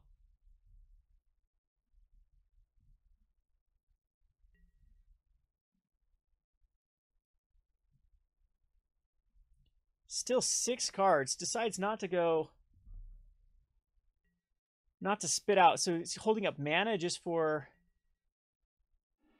Yeah, we knew we were gonna draw the Tireless Tribe. So I don't even know what if I have to just YOLO here for... We can Shadow Rift. And there's still 7 cards in hand. I mean, Elves can come right back from this again with lead the Stampede. Yeah, we missed that. So we have to Gush. And this has to be a Holy Light underneath.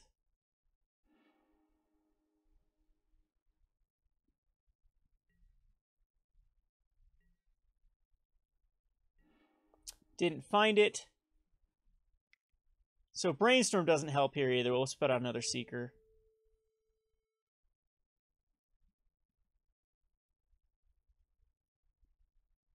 Actually, we do have another. We still have another one for Brainstorm. We can actually Brainstorm to try to find.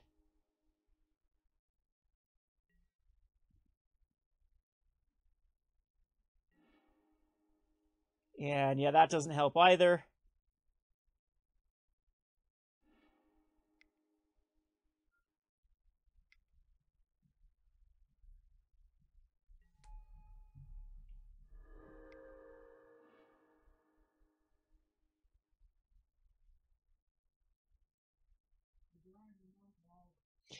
I think in this matchup, just either trying to race the Tireless Tribe or to completely get rid of the combo. Not any of these halfsies. Because I drew it Inside Out and a Tireless, which are one-ofs. And two islands here. We'll put those on the bottom. There's our Holy Light. So I guess if I can survive a turn.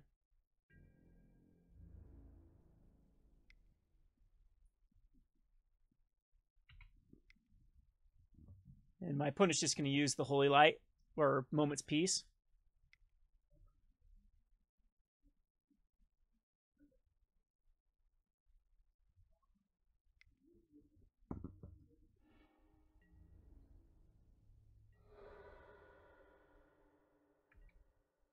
And it doesn't matter. I'm going to I'm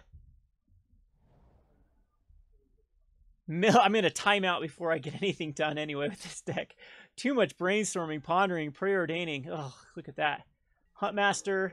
That's going to gain a bazillion life. My opponent can literally spit out another Lead the Stampede. Ay, ay, ay.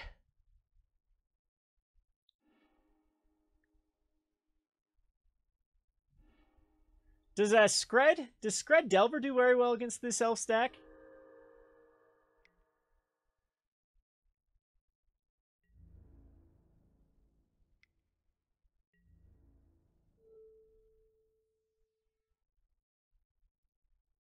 This will force out the Timber Watch. That's actually quite... My opponent should activate the Ranger here to untap it.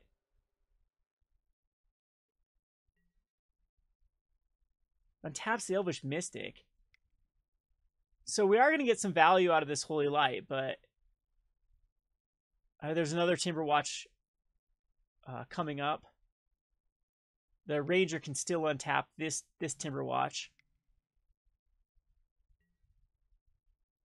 And I'm going to gain a bazillion life. I don't know if I even have enough damage in enough turns that could get through to 260. So my opponent did bring in a lot of hate, though, for... Unfortunately, that's just going to be...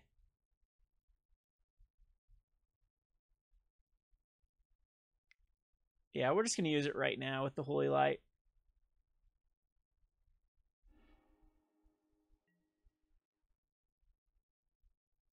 Now, which one does my opponent want to keep alive?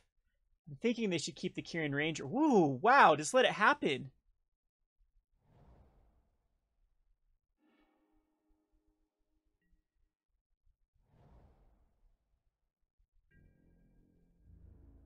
That was pretty crazy. I'm going to play quick here. No, I still can't win this with 7 cards in hand. There's still no way.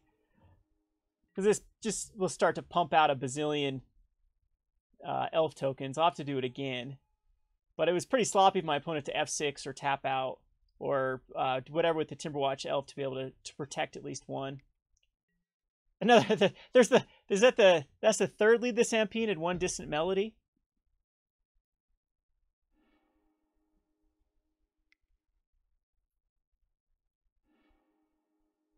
So we need to find the other Holy Light, which I still don't think this gets the job done.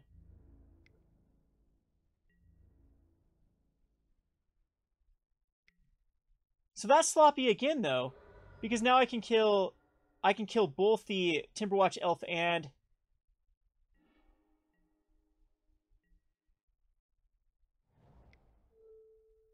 so that's probably what we want to do. We'll kill this.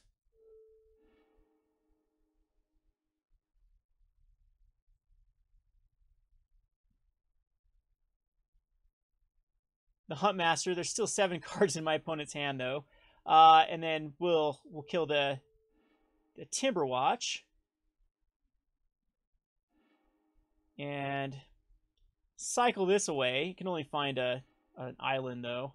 I don't think we want to play this island, just if we want to use the Brainstorm. And attack in.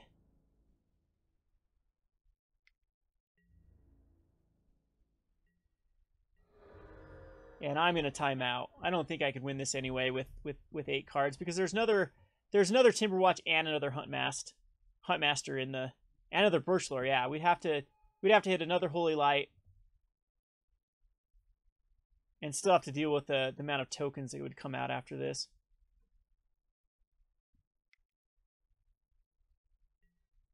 Yep, there's the Huntmaster.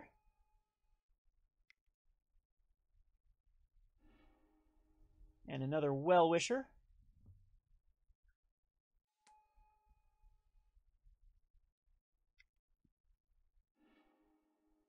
And even a Sylvan Ranger.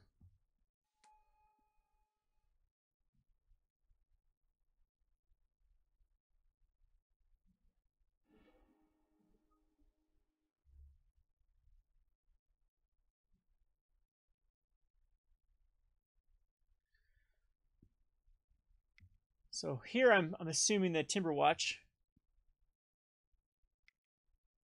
is coming down.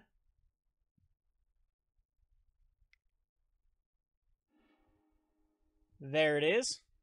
And that gives protection. So we need to hit it this turn, the Holy Light, which will kill everything but the Huntmaster and the Timberwatch and the Nettle Sentinel. My opponent is being kind of greedy by chucking out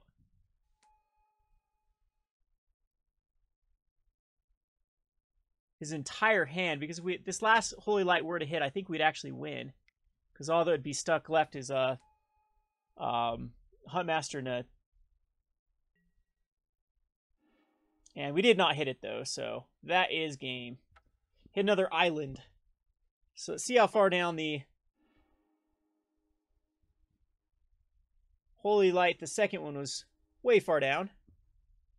And we'll go on to another match, but I'm just not feeling Pauper. Just don't like it. I think that it's very lopsided, a lot of these matchups, where they don't interact with each other. I mean, I guess that match was pretty back and forth, just a few cards here and there, but I don't know. It's a garbage format.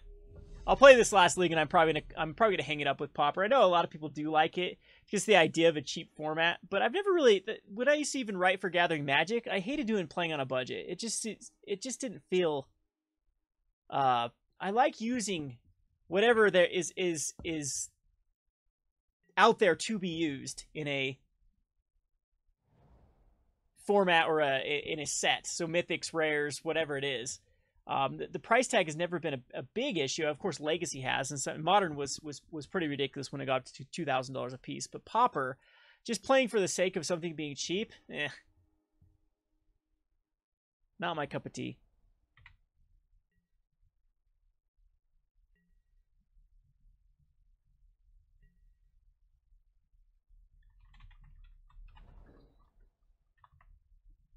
So we have a Plains.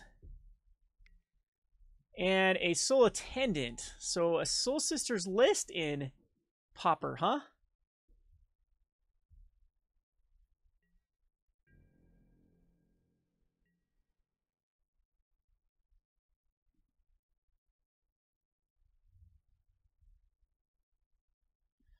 Yeah, I'm with you. Marcelo, is that how you say your name, or is it Marcello? I'm the worst with pronunciation. So let's go ahead and ponder here. And because ponder's better, because then we can preordain after the fact. So we don't want the Tireless Tribe. Then we want the island over the Brainstorm, I would say. So no shuffle.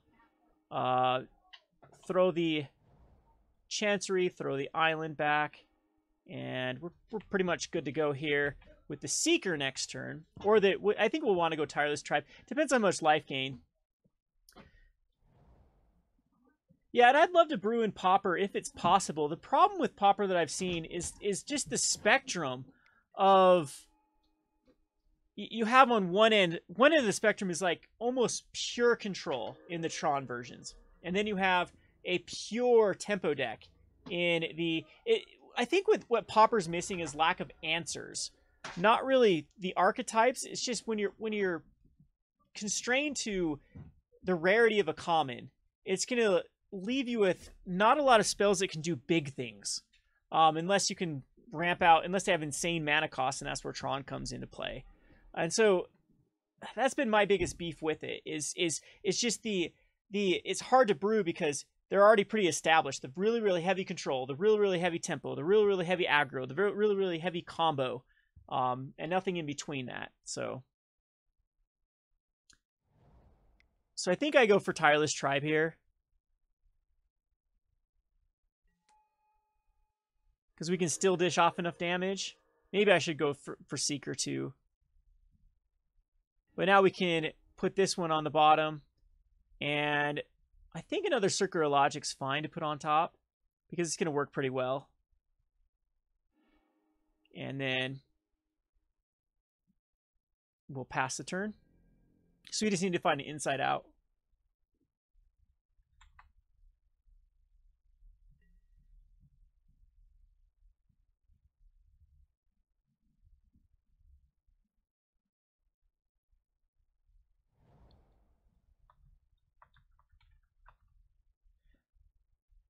Now, speaking of playing on a budget, this person is apparently a fan of playing on a budget.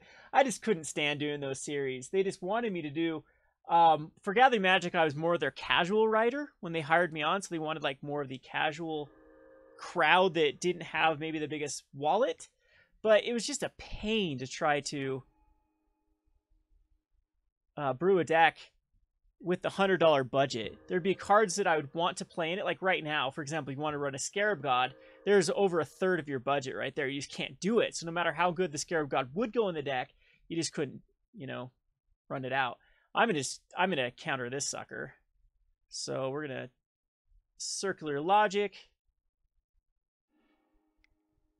I haven't seen a Soul Sisters build. Is this something that is an established archetype or a brew? Just some tokens. Do they run? Oh, never mind. I've seen this before, and they have some pump spells. There's no way I can dish off 28 damage, though. I'm going to have to start pinging down with the Seeker, so it's going to be a while. So let's just go ahead and throw the Seeker out. And then we can throw out the island.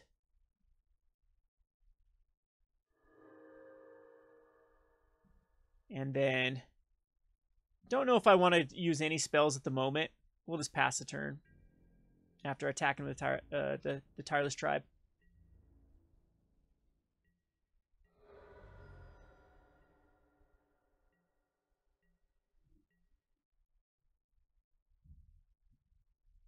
But anyway, don't have to be playing on a budget ever again now that I'm dropped by Gathering Magic, so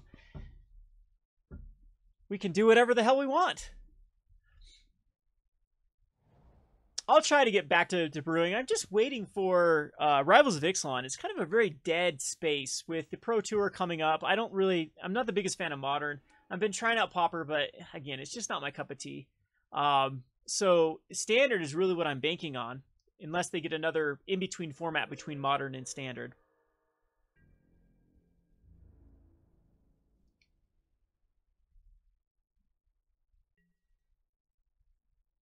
So do I brainstorm? I think I brainstorm end a turn here, just to set things up. So, but once Rivals comes, I definitely will try to hit that hard. Hopefully we get a 2th Aether or Aether Hub ban, and that will also help us out a bit.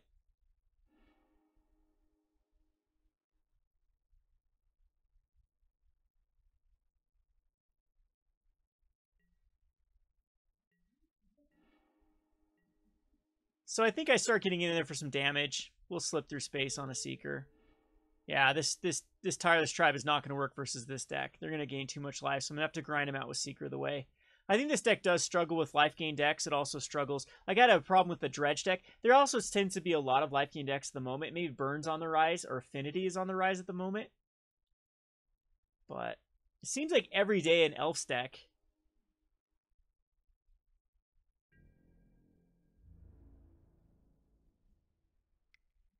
is getting a top finish as well. Guess I should have pondered before this. I'm just going to throw out another Tireless. And I can just kind of play defense here.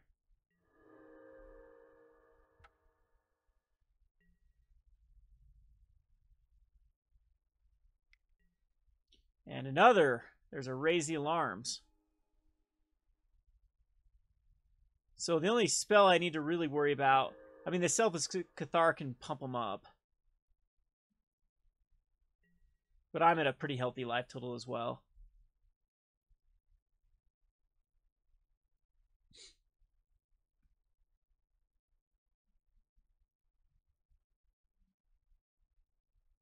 Yep, I am in the middle of Utah. Far west is... I was as far west as Colorado. Where are you at now? Good old Colorado. I am smack dab in the center of Utah. Okay, so my opponent's probably going for... So what I'm going to do here is I'm going to double block a... Like, I can block a Selfless Cathar. It's probably going to sacrifice here. I'm going to go for a double block.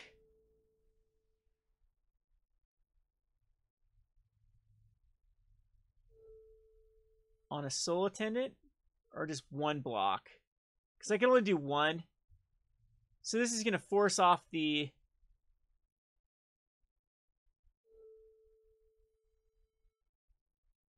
Selfless Cathar. I don't need two of them. I'm going to go there just because I know it's going to... No, it's going to sack that. So we'll go to the Soul Warden.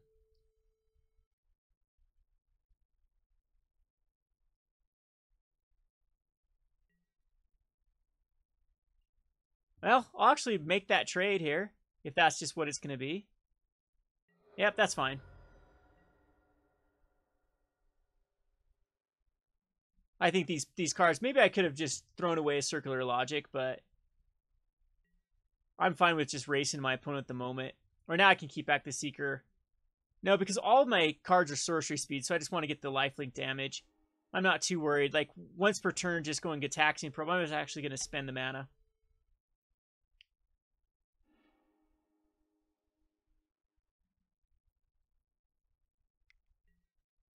Raise the Alarm. That one I'm finally going to Circular Logic.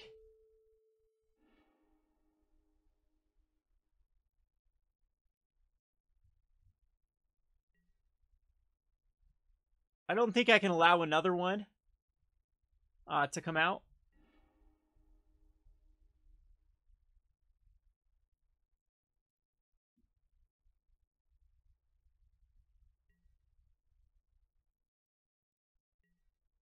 And there's no cards in hand, so there's nothing to see.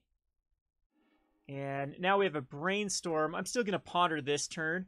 And swinging for 5, that gets me up to a 20, so I'm still in decent shape if my opponent wants to go to the Selfless Cathar. And we definitely want another... This is actually pretty good, so we'll put this on top. Put this on top. Put this on top. And not shuffle. Gives us another Seeker. This allows us to attack and get back up to a 20. Yeah, I think my style of Pauper definitely would be not the Tireless Tribe. Some sort of... Whatever works is more of a tempo control with a Seeker of the Way type. Does Kadotha Boros actually side in Seekers? And another... Jeez. Token galore. Alright, we'll just throw out one Seeker. And we can hold up a Circular Logic and a Brainstorm. So we're not going to be attacking it now.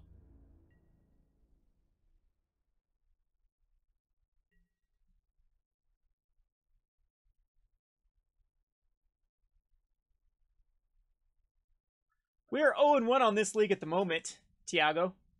Lost to Elves. Elves is pretty... I would say Elves actually beats this deck. Maybe I should just focused on the combo. I think the Moment's Peace would have killed us, though. And the Well-Wishers.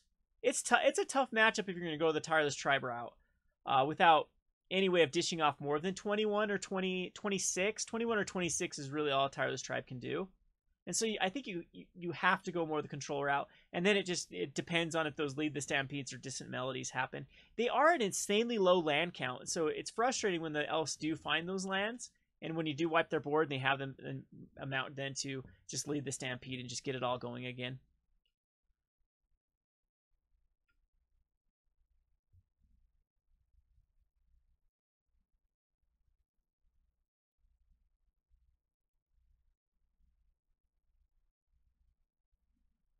We can try building a Seeker tempo.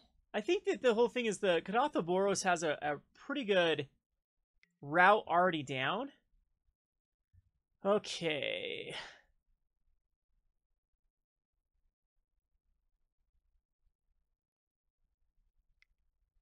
So we will... Yeah, we'll Circular Logic that.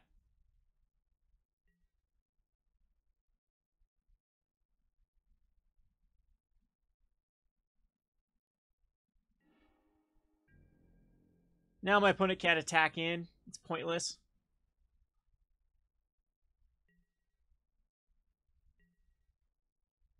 Eventually my opponent will hit a land.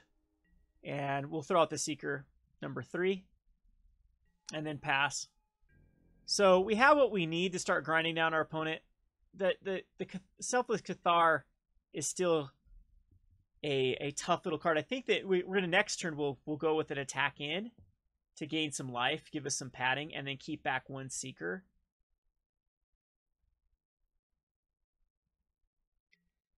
And there's another Selfless Cathar. That is rough. Opponent can only activate one.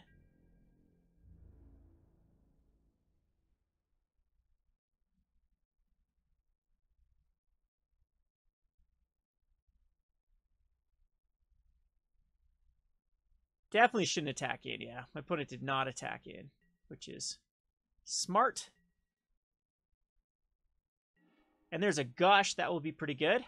We're going to Shadow Rift one of these. That will give us up to 16 life.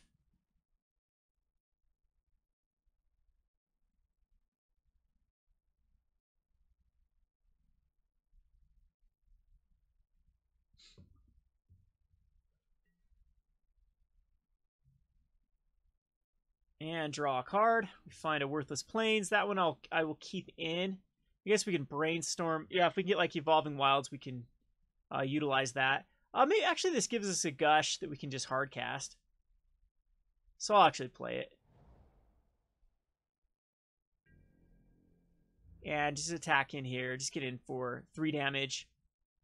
And go up to a 16. Not going to run the others out, as we may need them to block. So Selfless Cathar.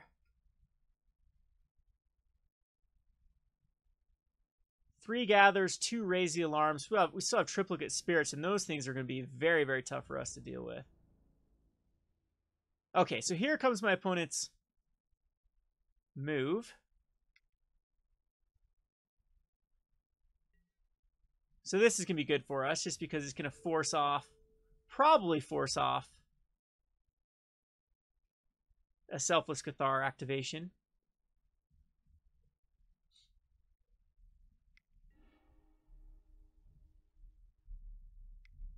So we'll brainstorm.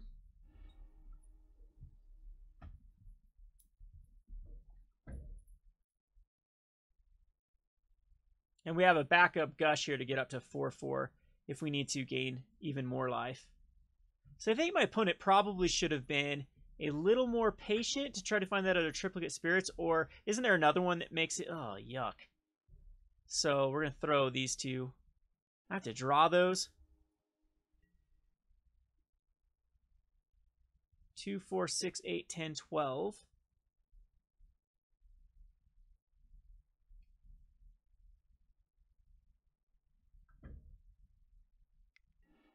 And now we do need to gush. Unfortunately, we know the garbage we draw.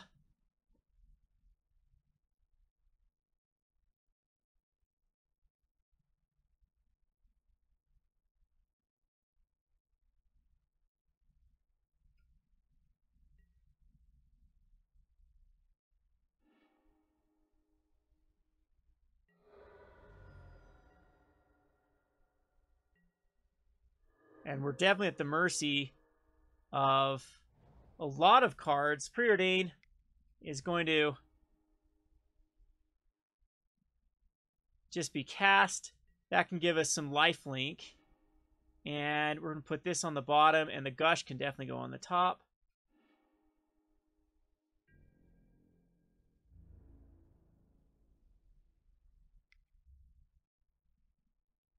And I think we do gush here too.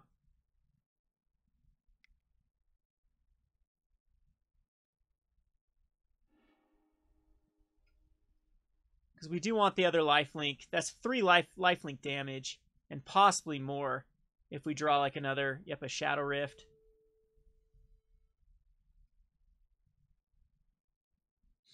Puts us up to, that's 15 damage.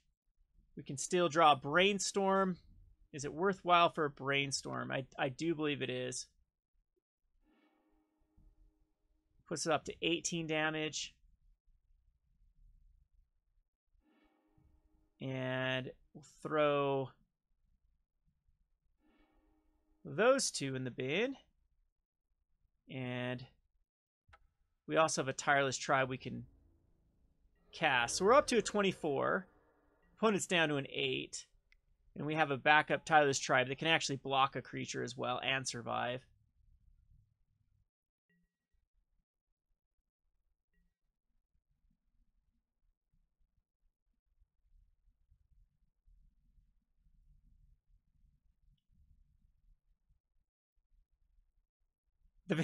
Yeah, Vintage Cube Draft has been over. I lost round 1. I didn't want to play another one. The EV is terrible with it.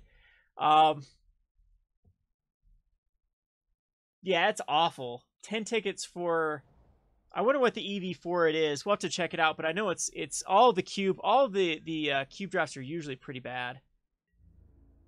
150 for to go all out. They released it on the Mary artwork.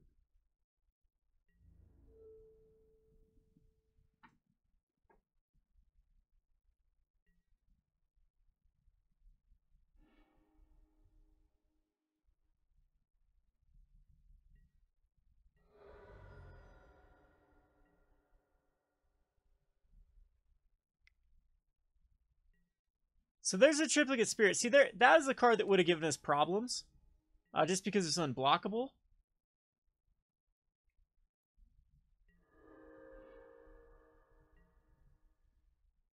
So I'm going to go ahead and ponder here.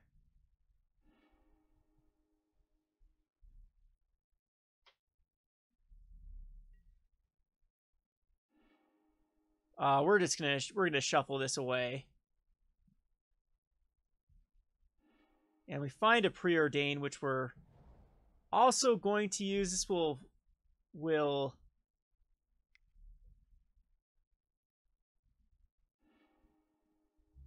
force off blocks with the Triplicate Spirits, I'd imagine. And put both of those on the... We'll put the Tireless Tribe on the bottom, the space on top. That's fine.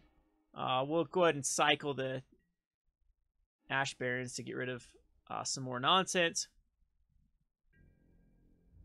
And attack in with the Seekers. Should force one of them to be blocked.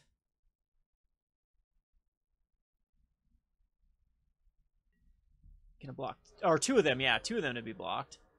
And up to a very healthy 32.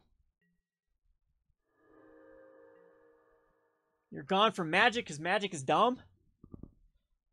After this game, we can talk about stuff you want to talk about stuff. Usually I try to do a Q&A for more of the community issues. I'm not in the best place with Magic either. I've been very ticked off by both sides at this point of what has gone down. It's just been a shit show, for lack of a better word, for the past couple weeks. And I just don't even know where to go with investing on Magic. All right, so Gataxian Probe, I think, just wins the game here because we have the Shadow Rift, so always have double. So Shadow Rift, and we also have a Slip Through Space. And I'm not going to show them the other Slip Through Space. We'll just think that... Yep, there it is. Okay, so sideboard, we're going to take out the combo. I don't think there's a way we beat this combo with the Inside Out. I think it's just... we have to rely on Seekers. We could run like Gut Shots. Spell Pierces are pretty decent in this one because there is a lot of non-creature spells. Holy Light, of course, is terrible. So Gut Shots are just better than nothing to take care of some of those pesky cards. Sunlance does nothing. I guess just does Inside Out, just a Piracy Charm, I guess, is better than nothing. And it one Inside Out or one just one Inside Out, I guess, is the only other, or one Tireless Tribe for a Circular Logic. Yuck.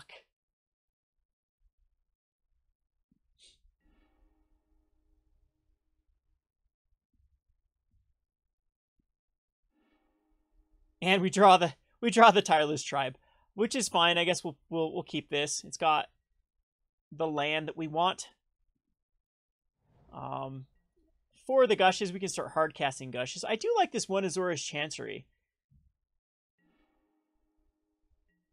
So do I want Evolving Wilds for an Upwildest Plains for a Tireless Tribe?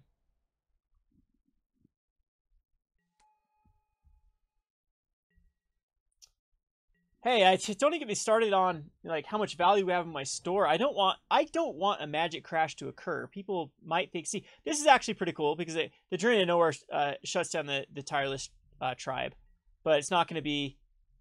I mean, we sided the rest out, so it's useless. And that is kind of awkward. I think we're going to go Evolving Wilds here, get a blue source, rather than go the Chancery. I guess we could have just gone the Chancery there, but we can thin out here. Next turn we can go Secret the Way and then throw out the Azorius Chancery and bounce back a Plains. There's the first Raise the Alarm, which was hard cast. But yeah, I've been really impressed with the Seeker, how well the Seeker can do.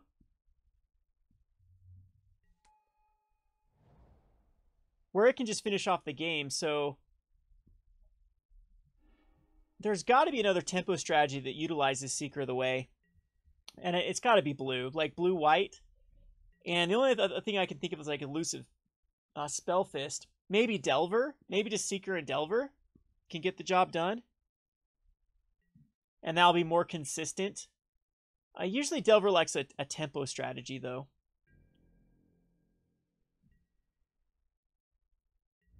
So not going to block here because any pump spell gets rid of the Seeker. And we do know there's a lot in my opponent's deck. So at this point, we'll just race. There's a Soul Warden. I will see what's in my opponent's hand here with the Gataxian Probe. This will give me the information.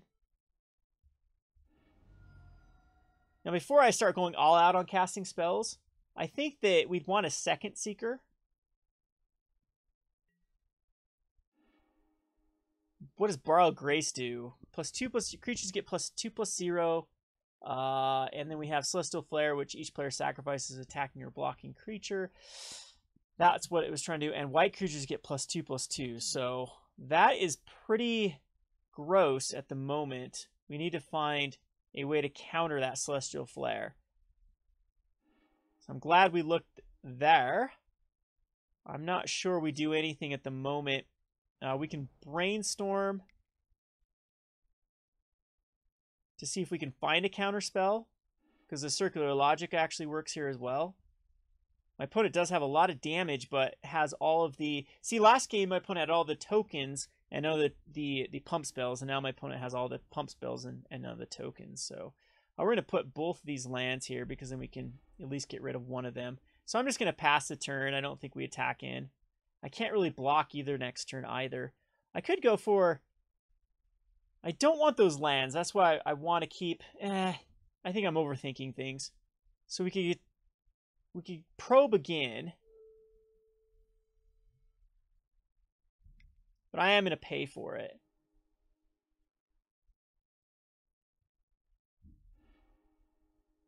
And, oh yeah, that just gives us the plains. That was kind of pointless. And we still have another one that we're drawing into. That Celestial Flare.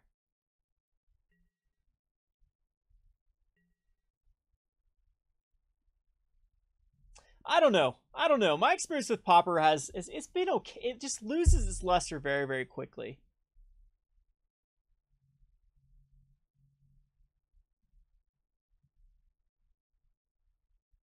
I like having spells with the converted mana cost 4 or 5 that matter. And Pauper just seems to be...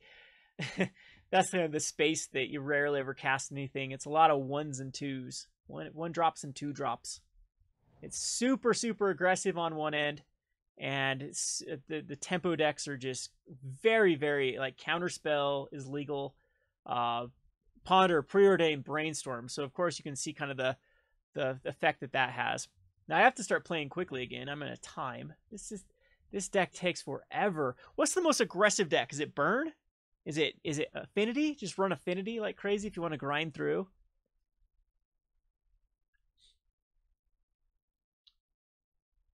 If I were to choose a deck I'd play, I would probably either play Kadatha Boros or...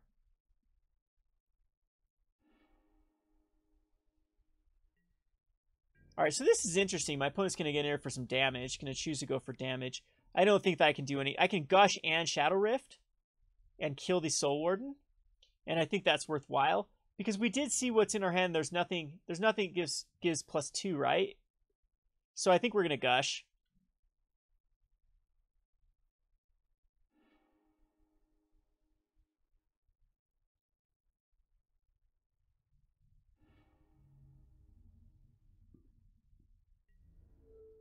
And we have to block first and then Shadow Rift. Otherwise, we can't block.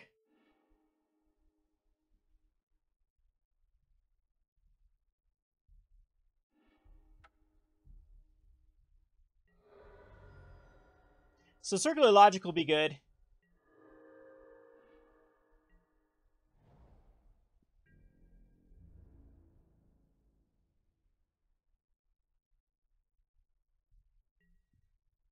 And we have to go to discard, and we'll discard, I think, both these Evolving Wilds at this point. We'll keep one Evolving Wilds and get rid of the Plains.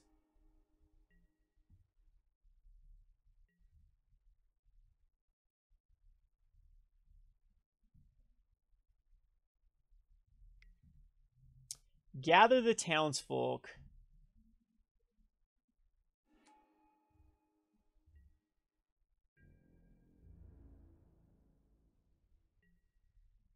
Yeah, I don't think Gather the Townsfolk is worthwhile to Circular Logic it.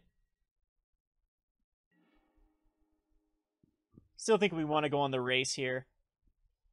So my opponent... Yeah, we'll Preordain.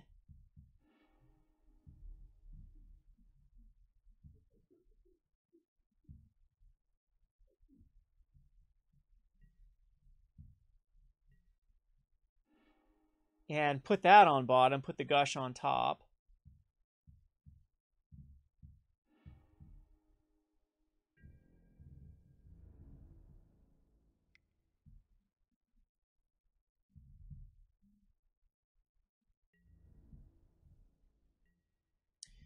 And, yep, that's fine.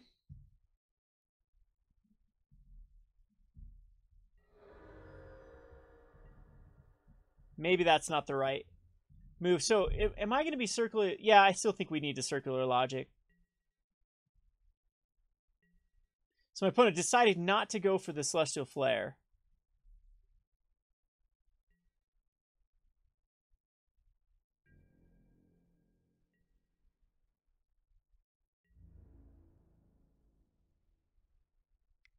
And here, if my opponent pumps, do I care about the damage?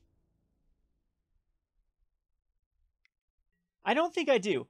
So 3, 6, 9, yeah, 3, 6, 9, 12. I don't think the damage is that big of an issue. I think that we keep up our circular logic and just go to a 5.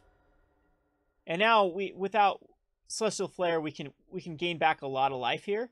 So I can go Slip Through Space over Ponder, because I think Ponder with Evolving Wilds is going to be better.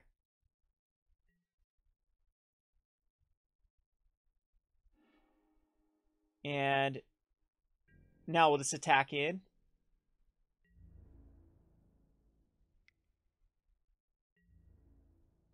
And we can keep up circular logic. Oh, I had one more. Whoops, I could have done another one. I was thinking that I needed... This was just a land. My bad. That might end up being significant, too.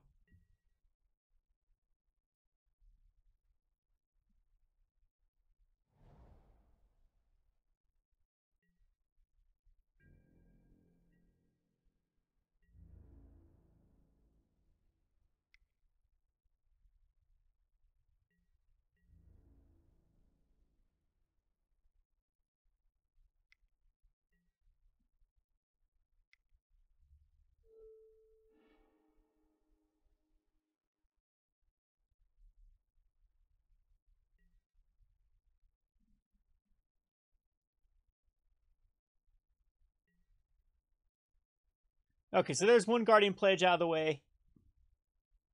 So I'm going to be taking 3 damage unless there's another pump spell.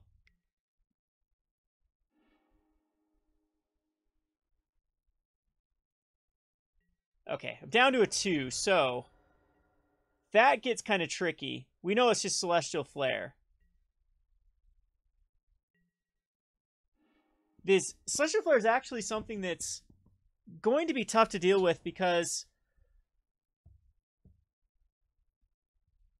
Brainstorm... I can do the Brainstorm Gush combo here. Because I'd have to sacrifice a attacking creature with the...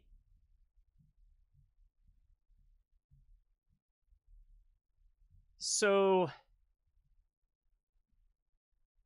Let's see. Brainstorm can take 2 Slip Through Spaces. We need to find a counterspell here. And we're still not in the greatest shape. Gut Shot is terrible. So we're going to put this one on top. And a Barrens is pretty bad as well. And now we need to shuffle those away.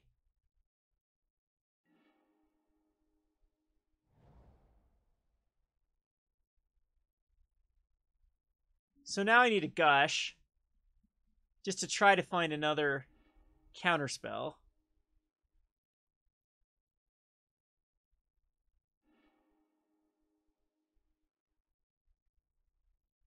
That actually works. Because we can block.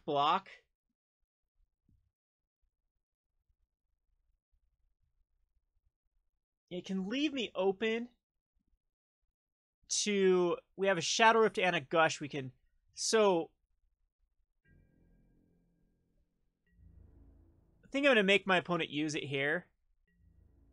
Wow, we got through with the life. That was crazy. The Celestial Flare didn't happen. So here we'll go Seeker.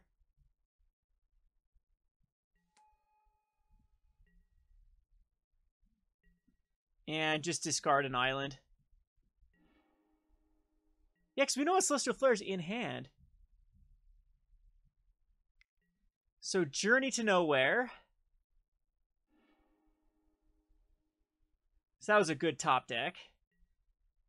And I don't think I'm going to go for a Gush or a Shadow Rift to try to... Maybe I should have.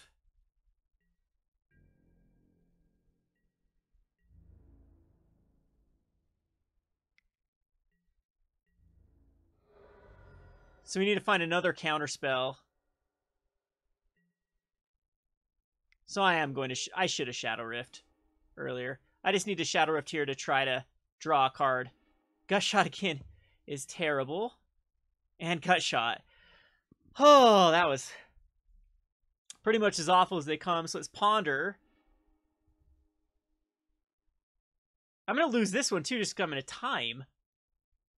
These Gut Shots, there's just nothing better I could have, and I bottomed them. Okay, so Seeker's going to help. Piracy Charm as well. So I think we put the Ponder on top, put the Piracy Charm on top, and put the Seeker, and no shuffle. And this way we can slip through space.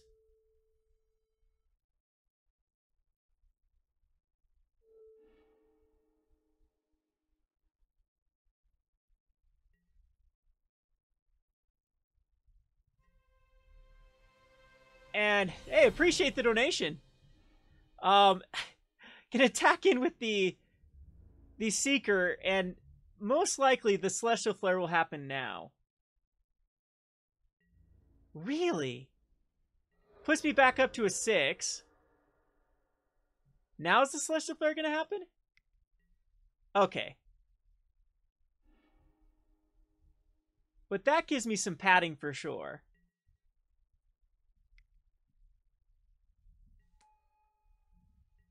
And now the Gut Shots aren't terrible.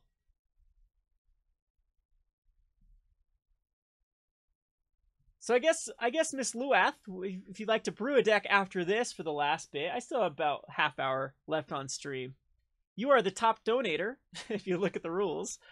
Top donator gets to control the channel, so let me know exactly what you want done after this game. So Selfless Card, that was another pretty decent top deck.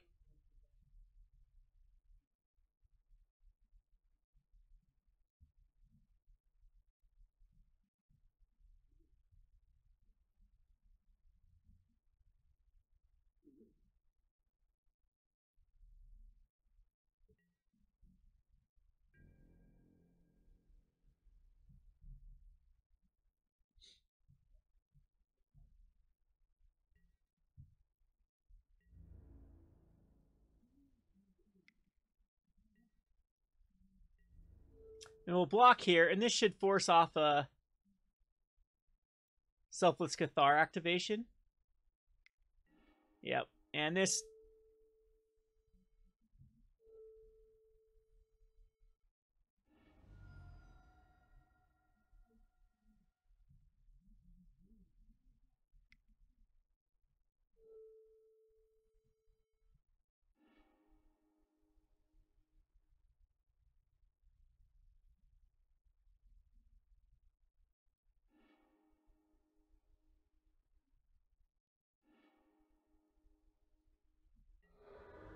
Yeah, this should just be lethal next turn. So almost timed out. And we have a Gut Shot.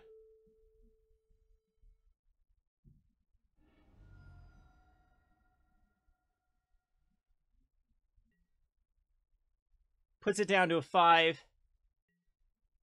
And then we have Slip Through Space.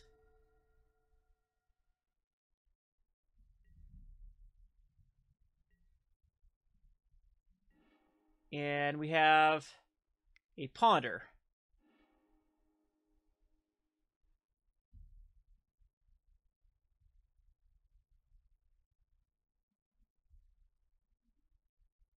And there we have it.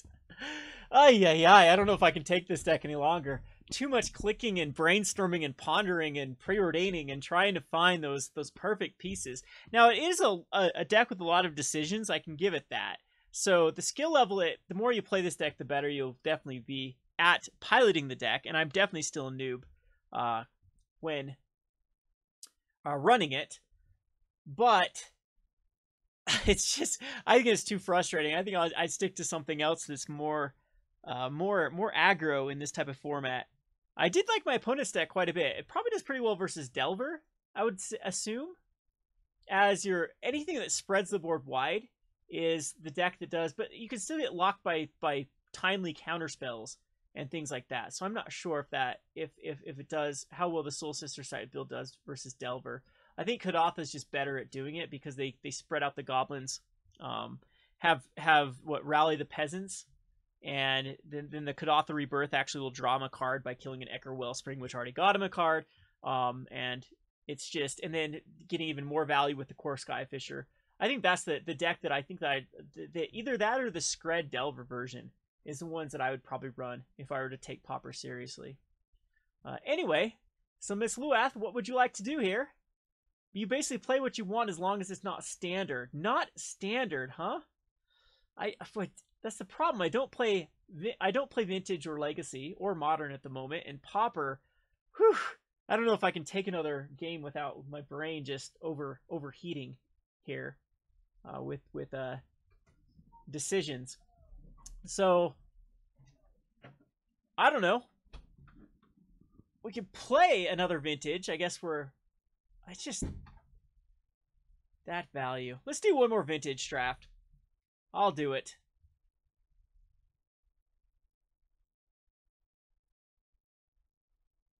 Tiny Leaders is tough to find a match with. Plus, I haven't played Tiny Leaders in forever.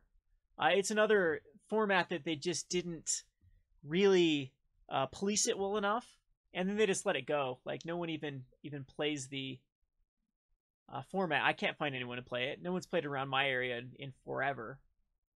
We can build a Pauper deck. Again, though, the problem with Pauper... What do I like out of Pauper? How well would a black... No, see, I like the cantrips. I like the cantrips with Seeker, and Seeker's amazing.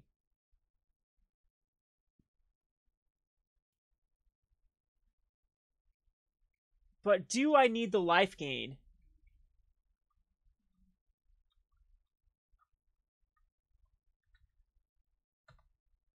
See, Burn is kind of sweet because they do have the...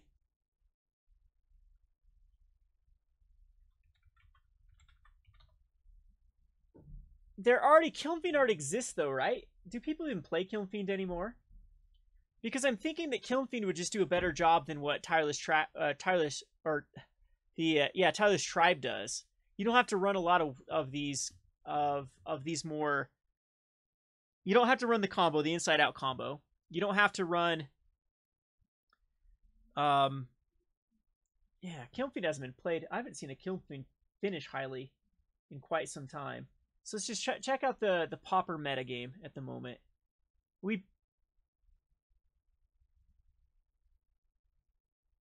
Yeah, it looks like... So Is It Blitz is the Kiln Fiend deck. And I think this is similar to what I was doing. So yeah, it's already been done. So they have Temur Battle Rage, Apostle's Blessing, Preordained Ponder, Brainstorm. So it's very similar to what I'm doing right now. But then they win with Kiln Fiend and Nivix Cyclops. Is there just nothing better than for Augur? Or do they run Augur in here just to put out some fodder just in case people run Chainer's Edict? I don't think Chainer's Edict's in a good spot at the moment, though. I think that the black control decks are few and far between at the moment just because there's a lot of go wide strategies. Excuse me. So I wonder if there's a way to do this with the Thermal Alchemist and the Archer, and then just running a ton of control cards and then just slowly wheeling down your opponents with the Firebrand Archer and the Thermal Alchemist. So kind of taking this Is It Blitz route, you can still run Gush and the whole route that I went, but then putting a burn aspect to it. So we could get like Needle Drop would be okay. Yeah, Needle Drop would actually be really good in this one. And just running the best cards out of this. So what would be the best ones? We'd have Lightning Bolt and Chain Lightning. And then forget the rest of the burn. And just run Thermal Alchemist and Firebrand Archers. And then that gives us access to Gorilla Shaman in the sideboard. Or, because Gorilla Shaman still probably is the key way to beat down. Yeah, I wonder if there's a way to splice these two together. Cut Off the Boros kind of does.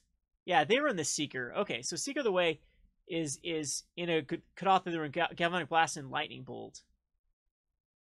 So is Gal of Blast worthwhile to put in with the Firebrand Archer?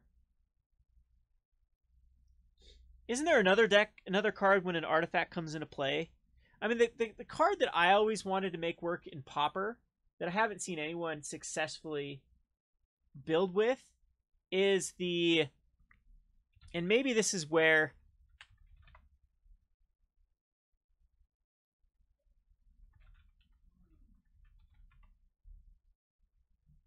Alchemist.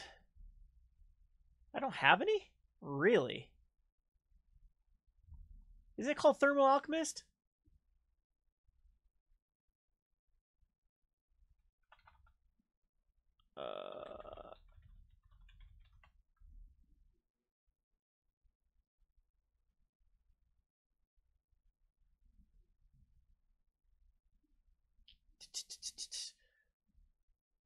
Why isn't it showing up?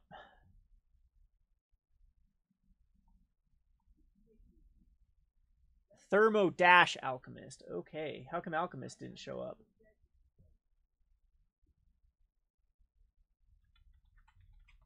Akron Crusader is another.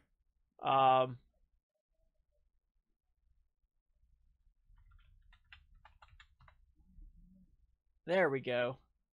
Alchemist. Okay, I was spelling it wrong. So this is another card I really want to build around.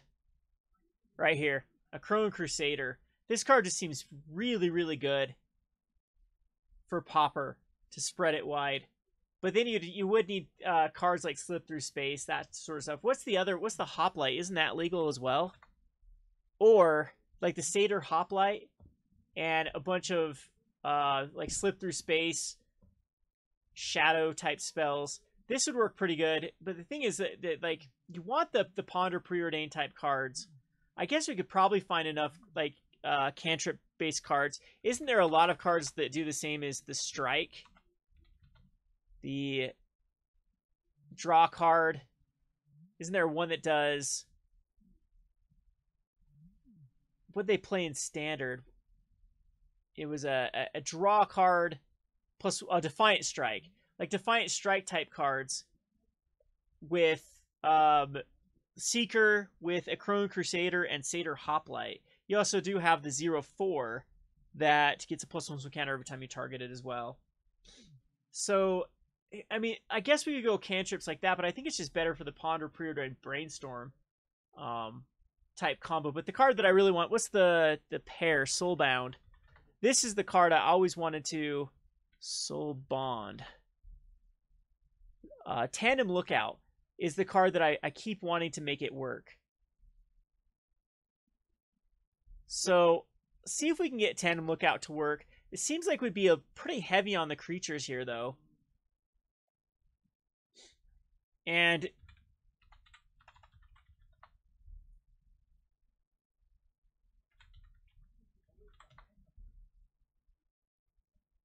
the full package, I mean, all out with this. So Ponder, Preordained, Brainstorm, Gush, just 4 of all of them, and then Probe. What are we sitting at after this? We could have a very, very low count. Tandem Lookout would probably only need to be a 2 of, to be honest. And then we want Lightning Bolt and probably Chain Lightning.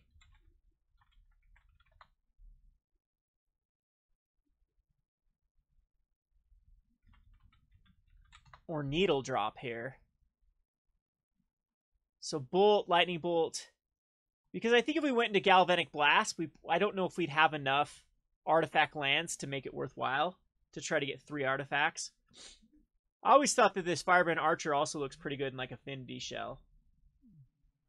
Yeah, we probably don't need 4 Gushes. That's probably pretty high. Just Gush is just so good. Every time, I've been very impressed every time with Gush.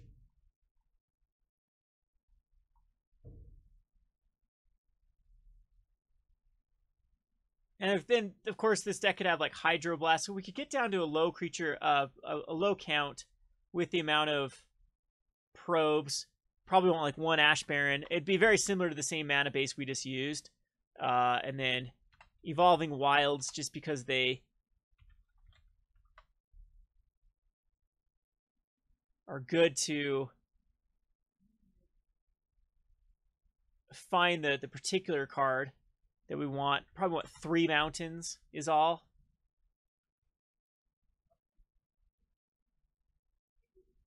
One Boiler Works. And then the rest islands to have a 7, so 8 islands. Island. Or we could go the Scred route. Do we need Scred, though, for a deck like this? Because this is just trying to go to the face.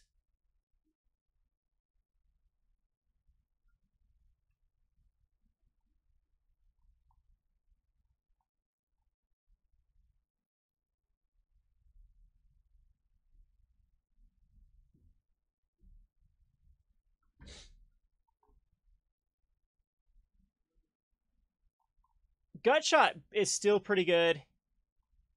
In this particular deck, if we went up in tandems, like, let's just go all out with Gutshots.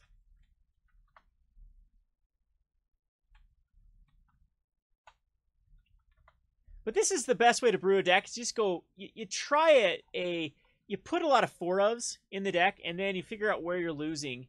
And, like, Apostle's Blessing will probably need to be in here. We don't need the unblockable stuff, though. I think this is probably enough.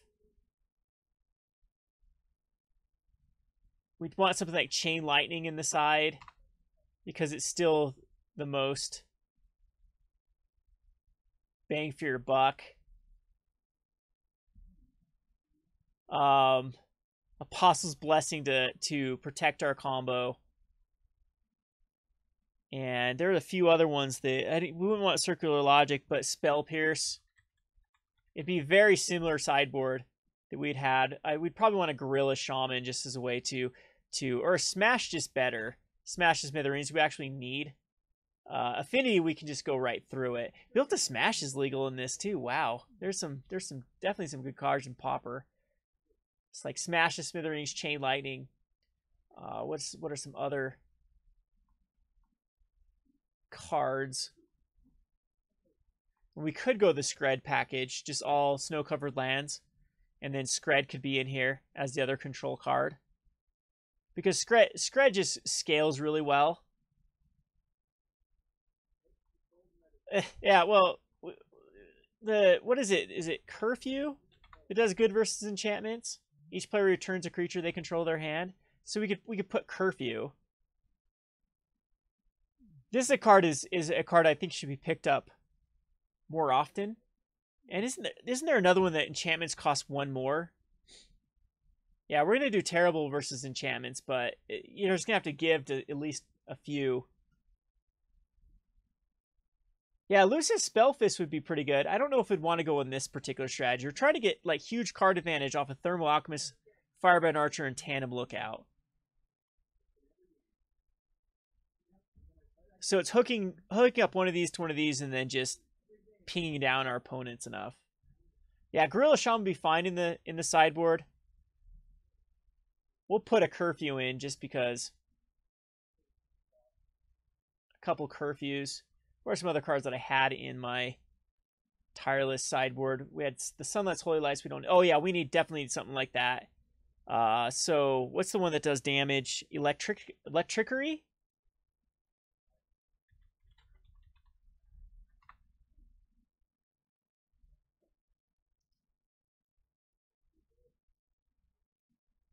Yeah, see some other. Incinerate, Smash, Molten Rain. Molten Rain's good. See, the whole Martyr of Ashes wouldn't work in this particular one because there's just too much. Electrickery. We have a lot of inspiration from Is It Delver? So this tries to temple it out this way. Ponder Preordain is a 4-of. Gush is a 2-of. Exclude, Counterspell. Counterspell we could put it as a hard counterspell in the sideboard. I think Spell Pierce is better for what we're trying to do. Maybe Counterspell is just particularly better. Geist, Relic, Pyroblast, Hydroblast. I don't want to buy these damn things. They're so expensive.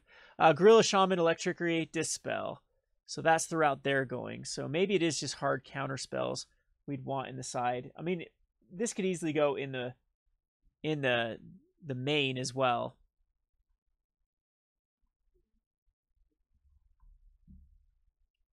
So I think we can rely on counterspells rather than protecting our guy that way. But Spell Pierces, what do we want to take out a Chain Lightning or two? Put in 4 smashes for the affinity match. That can give us a better affinity route. And just throw another counterspell versus the matches where that's reasonable against. I don't know. The sideboard is the tricky part. I think that Pauper is going to struggle from very similar to what Modern has, is just the range, the overall just range of how decks attack. And there's just not enough slots in the sideboard to really hose down enough of them. So here we go. We have the curfews in that gives us at least some sort of chance versus enchantments. So what ends up happening, we don't see enchantments, we see Tron. We don't have the Molten Rains for Tron. Then we don't have or versus like a Delver Tempo deck is probably going to beat us up. We actually do have Gut Shots and Needle Drops. Can we actually beat Elves, though, is the problem. Is this enough with just 2 Electricities? And that's where like putting in something like a Prodigal Sorcerer might be better. Too bad that, what is the card? I wish they'd, next Master Set, I hope they go the Lightning, this dude. The Weaver of Lightning. I think the Pauper would love a Weaver of Lightning in Pauper. They need a few more cards that can just completely hose down particular strategies, and that can open it up more. But I think this is a good starting point to see if something like this works. I've tried to tandem Lookout with the Reckless Fireweaver, because this card's another card that I think is actually pretty decent in Pauper. With all of that, it says whenever an artifact enters the battlefield under your control, it deals 1 damage to each opponent. So this was the card that you pair it with all the artifact lands and all the other cantripping artifacts. This seemed like a pretty decent card too. But let's go ahead and play a match, see if this deck is terrible or not. I mean, at least we're brewing in Pauper. I'm pretty sure that we're just mixing 2 formats. It's not really the most legitimate. Are you Pauper? But sideboards, there's so many options you can put for the shamans. So I still think this is like a keepable hand, right? With a Ponder, I mean, we're really reaching here. But we can draw Evolving Wilds. We can draw... I like these type of decks that run all the cantrips because you can keep so many bad hands. Yeah, we can easily not hit that red source. We're only running 3. But then 4 Evolving Wilds and 1 Ash Baron, so we're actually running quite a bit. It's more than half of our sources. So, but we could actually hit a Gitaxian Probe off of this. So we're going against like a Delver-based deck. And see, Ponder gives us another draw at it.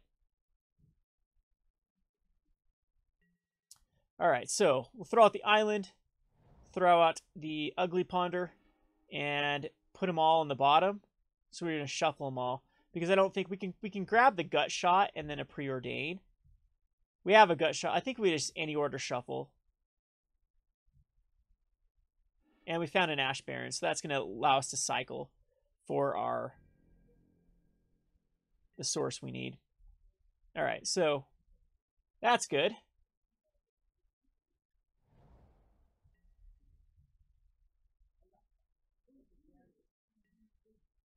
Retraction Helix still needs a way to untap it. So is there something that untaps all creatures when something comes in? Like an Intruder Alarm type thing? Because that's the whole thing with Retraction Helix Ornithopter. I do not like the Merfolk art. It's just ugly. It's ugly. Not a fan.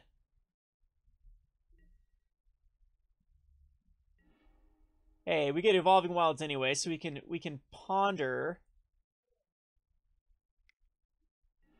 And there's a Mountain. So I don't think we need another Thermal Alchemist. I think we're good here. So we're not going to shuffle. So no. And then we're going to shuffle it away.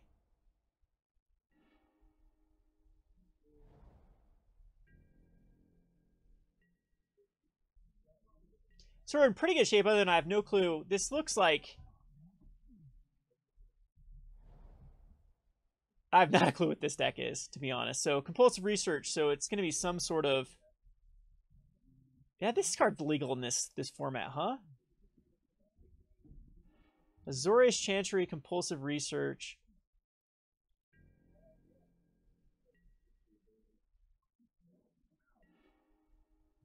All right, we draw an island. So we're gonna throw out the Fireman Archer. I think is a little bit more powerful at the moment because it can also attack.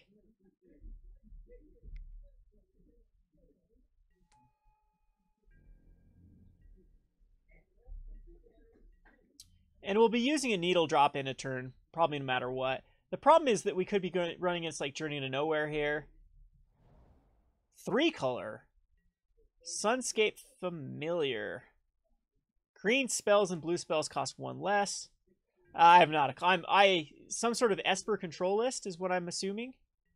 So we can't kill the Sunscape. I think we just go to the face here with the Needle Drop.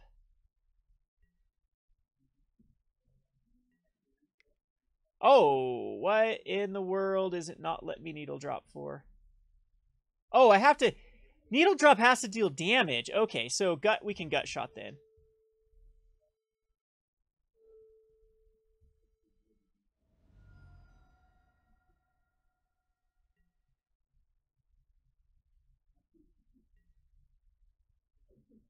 So now we can Needle Drop. So Needle Drop actually is going to be a lot tougher. We could get stuck with him. I'm not sure we actually want. Huh. So we can probe.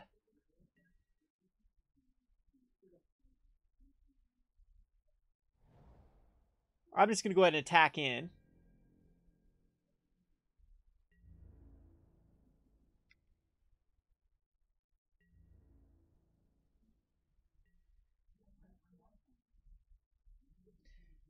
I think it's worthwhile to Needle Drop this. Well, let's get some more information here with the Gataxian Probe.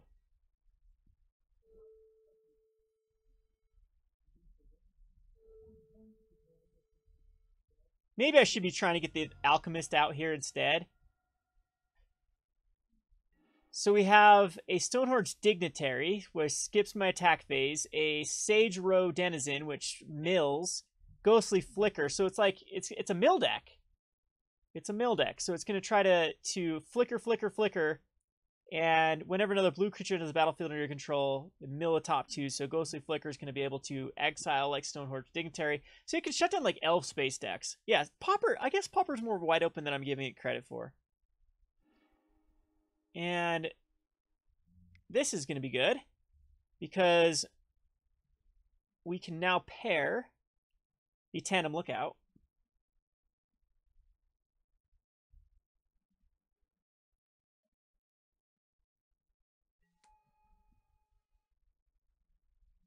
And we're living the dream.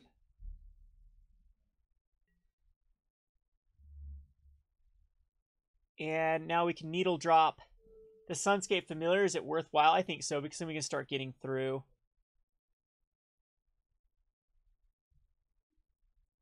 No, this will give me an extra. No, it won't. I'm going to go ahead and kill it. See if it wants to Ghostly Flicker.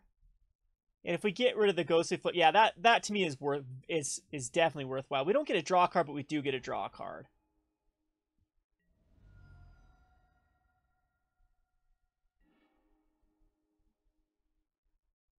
And that just fizzles. That's fine. Hey, our opponent likes our... Oh, that's sweet. Tandem Lookout was always a huge favorite with Hellrider back when I used to play it.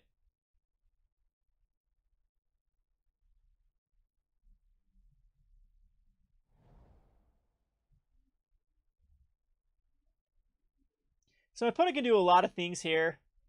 He's going to go the Prosperous Pirates. That's going to stop me from attacking. But the good news is our deck doesn't have to attack it. The bad news is we are flooding out.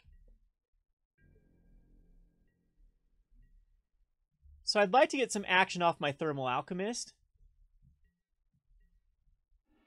Isn't there two? Are those? Is that one uncommon that gives target creature haste? Isn't there like 2 or 3 of them that now that are legal that target creature gets haste until end turn, draw a card? So this is kind of sweet. We can pair up Tandem Lookouts with Thermal Alchemist and then just go crazy. I think I'm going to do that. Let's go the greed route.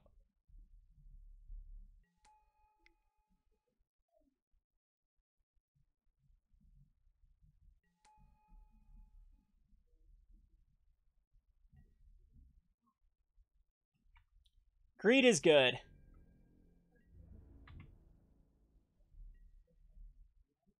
See, now this is definitely an awesome little... And then also giving Tandem Lookout haste would be pretty decent. So maybe that's a cantrip I should be looking into, the Expedite type cards. And I will take your damage.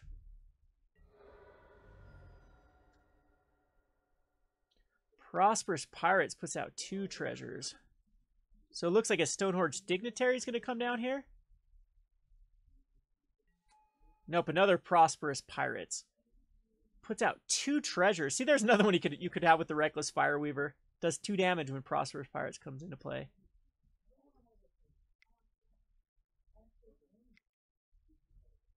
And here's the Stonehorge Dignitary. Yep. So I just skip my attack phase. Who cares? We can do damage based upon... Ooh, Gush is nice. I can just hardcast a Gush. And then I could actually brainstorm those away. So I don't actually need to... Nah, we want the lands here. So we're going to brainstorm. And I need to actually use my Thermal Alchemist.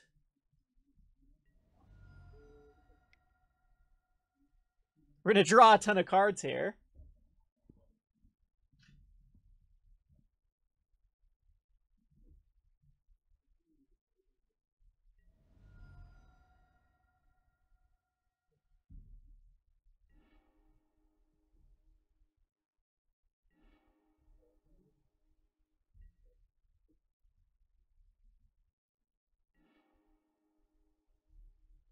And these 2 can go on the bottom because we can cycle this away.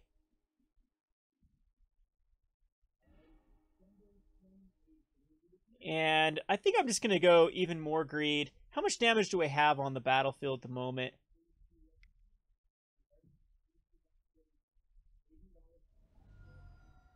There's a Needle Drop. So we're going to go for a Probe.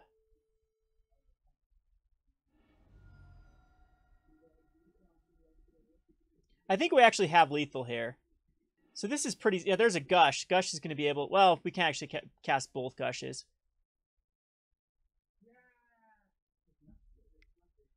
So this goes down to 9.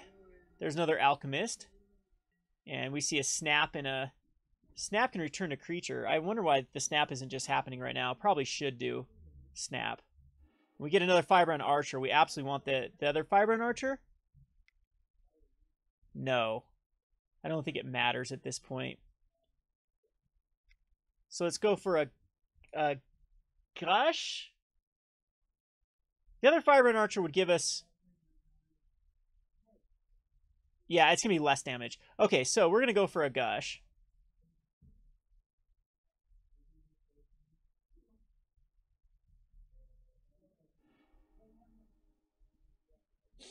Another deck that requires a ton of clicking.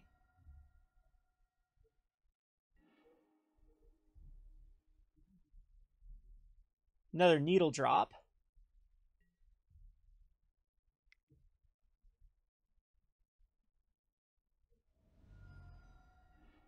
And there's another Archer. Okay, that's fine. So now we have another Gitaxian Probe. Is Metamorphose allowed in this format too? Because Metamorphose would be pretty sweet. It is, isn't it? Isn't Metamorphose a common? In Lorwyn, or... Because it was reprinted as an uncommon. But Metamorphose is another cantrip.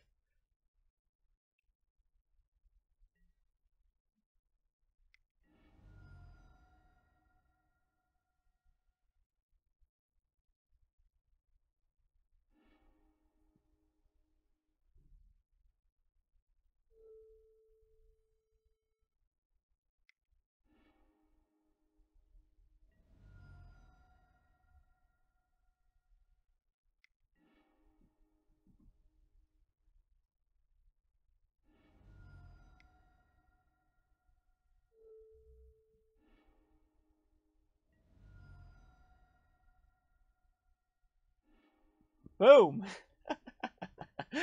That's pretty silly. I think we just created a pretty... How come no one's tried this deck before? I'm sure it's just not as consistent as other routes. So I have not a clue what my opponent runs. Counter spells and spell pierces come in here. I mean, I do think my opponent is going to try for like a flicker based route, but I like the way this worked. The gut shots are great because anything that's a free spell. It's Metamorphose, I think, actually does want... Yeah, this is Storm. This is like a Storm-based Pauper with Tandem Lookout as the engine. The problem with it is, do they have another common that reduces the spells of red spells? That would be a green. It would do green and white spells, right? Would be... Or a green card would reduce white and red spells. Because reducing blue spells wouldn't be that big of an issue. Reducing red spells would be, though. You could. Is there any sort of storm-based strategy? Because like a lot of those, is Rite of Flame legal in a Pauper? It seems like you could actually build Storm in this format with Goblin Electromancer's legal too as well. So you'd have to have a way to get enough things back from your... Or get enough draw. So basically, you could add a ton of mana. The Metamorphosis would be the tricky part, because you'd have to add enough blue mana. Or if you could just have enough cantrip spells. There's got to be... Yeah, there's got to be enough like Expedite type cards that just continue to storm off. And isn't Battle Hymn legal in this format too? Like the Battle Hymn that gives you 1 red mana for each creature you control. So there's your Crone Crusader. The Crone Crusader, every time you target it, puts out a 1/1. So you get a 1/1 and draw a card. 1/1 and draw a card. This is crazy. There's definitely some degenerate combo decks I don't think have been... The surface hasn't been scratched for them. Because you have Rite of Flame, you have the Pyretic Ritual, you have Metamorphose. You have Seething... Isn't Seething Song a Grape Shot and Empty the Warrens are banned, though, right? Yeah. So you'd have to find another card, and that's Firebrand Archer or Thermal Alchemist. Both of them work. Both of them. So I think I'm just going to go for Evolving Wilds. We want to get the Thermal Alchemist out here.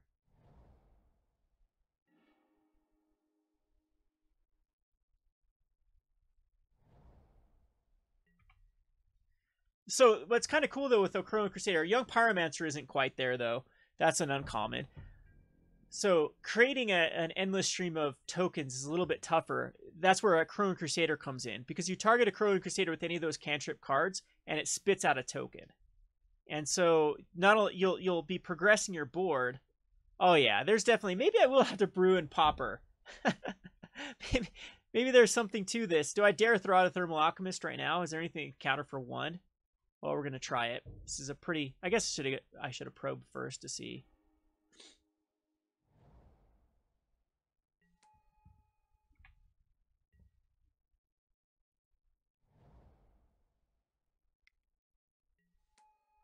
Nightscape Familiar. See, this one This one reduces spells, blue and red spells by 1. That's pretty significant too. So you have your Goblin Electromancer and your Nightscape Familiar that can reduce all of your spells by 1 to make it so that you create a ton of mana. Now you need something that draws a ton of cards. And there is like compulsive research that nets you up 2 cards. There is Faithless Looting that you can go through unnecessary lands at that point. All right, so we are just going to gut shot the Nightscape Familiar.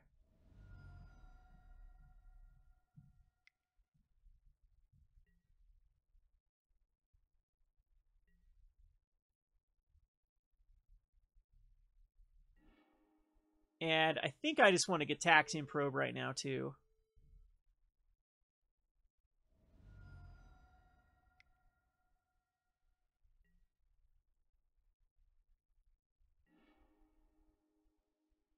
I don't know how much longer I'll be on. Probably just after this game. Joshua is the last. But, hey, maybe I've got excited for... So, Nausea, Sage Road, Innocent, Seagate. Okay, none of those I care about. And... we'll go ahead and brainstorm here, because we can Evolving Wilds away stuff we don't want.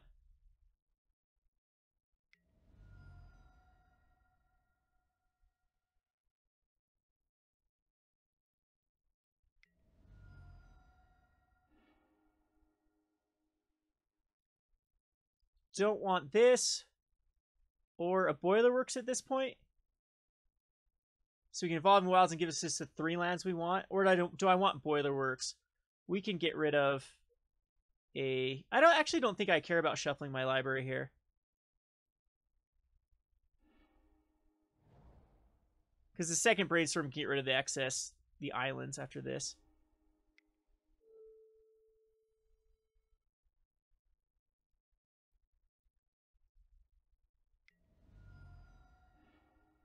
And there's the Evolving Wilds. Protecting like Thermal Alchemist, I think our sideboard is definitely going to have to be loaded with Thermal Alchemist.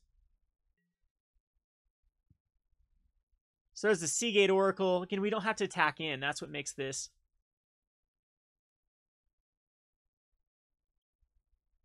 so awesome. Yeah, there isn't a big Storm payoff, except for like Thermal Alchemist or the Firebrand Archer. Those are your Storm payoffs. Or something like the Crowan Crusader if you went the cantrip route. I mean, it's almost possible to just go to mono red route, not even worry about the Preordains and Ponder's Brainstorms, that type of thing. Even though Gush is just an insanely powerful card, and of course the Tandem Lookout. But just going into a Crowan Crusader, getting a ton of 1/1s. You have the Battle Hymn at that point. You can run Thermal Alchemist. You can run Firebrand Archer.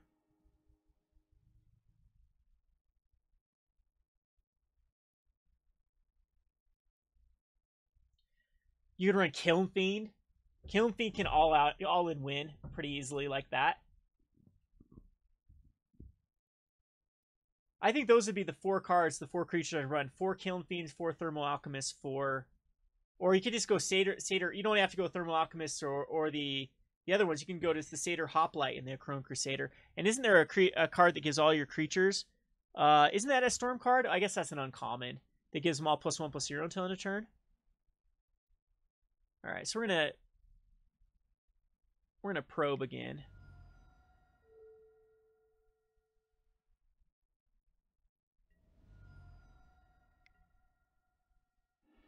And nothing new here, just another Sage Row. So I want to Brainstorm. There's a Firebrand Archer, though. And now we can Brainstorm.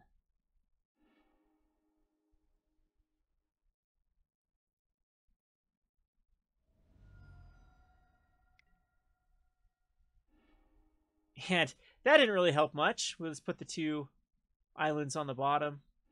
And then crack the Evolving Wilds. Go get another island. And that's all we can do for this turn. My opponent's down to a 10 on turn 4.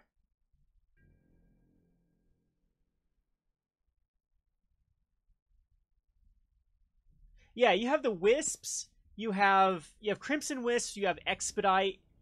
Isn't there another one that just got printed out of... Oh, target creature can't block until end of turn. Draw a card. There are so many cantrips that can just target creatures. So the Heroic Chrome Crusader or the Satyr Hoplite get insanely big. You throw Kiln Fiend in the mix. You can either go the Thermal Alchemist. See, the thing is, like, Pauper's getting to the point where you're spoiled with the amount of... We'll have to do this again one of these days. We'll have to brew a specific Pauper deck.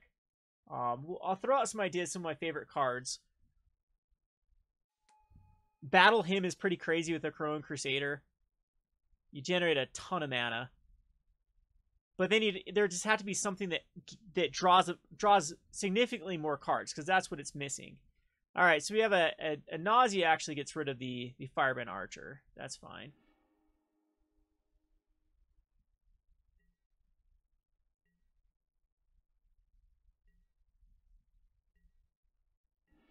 Another Preordain.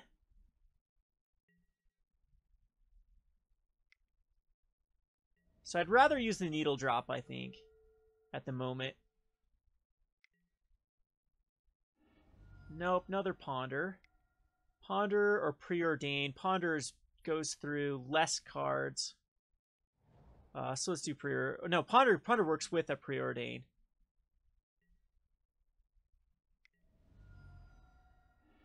And there's a Bolt. Will the Bolt do it? So we're going to put this on top, this on top, put this on top, and not shuffle because we get a Bolt, which now we can use with the...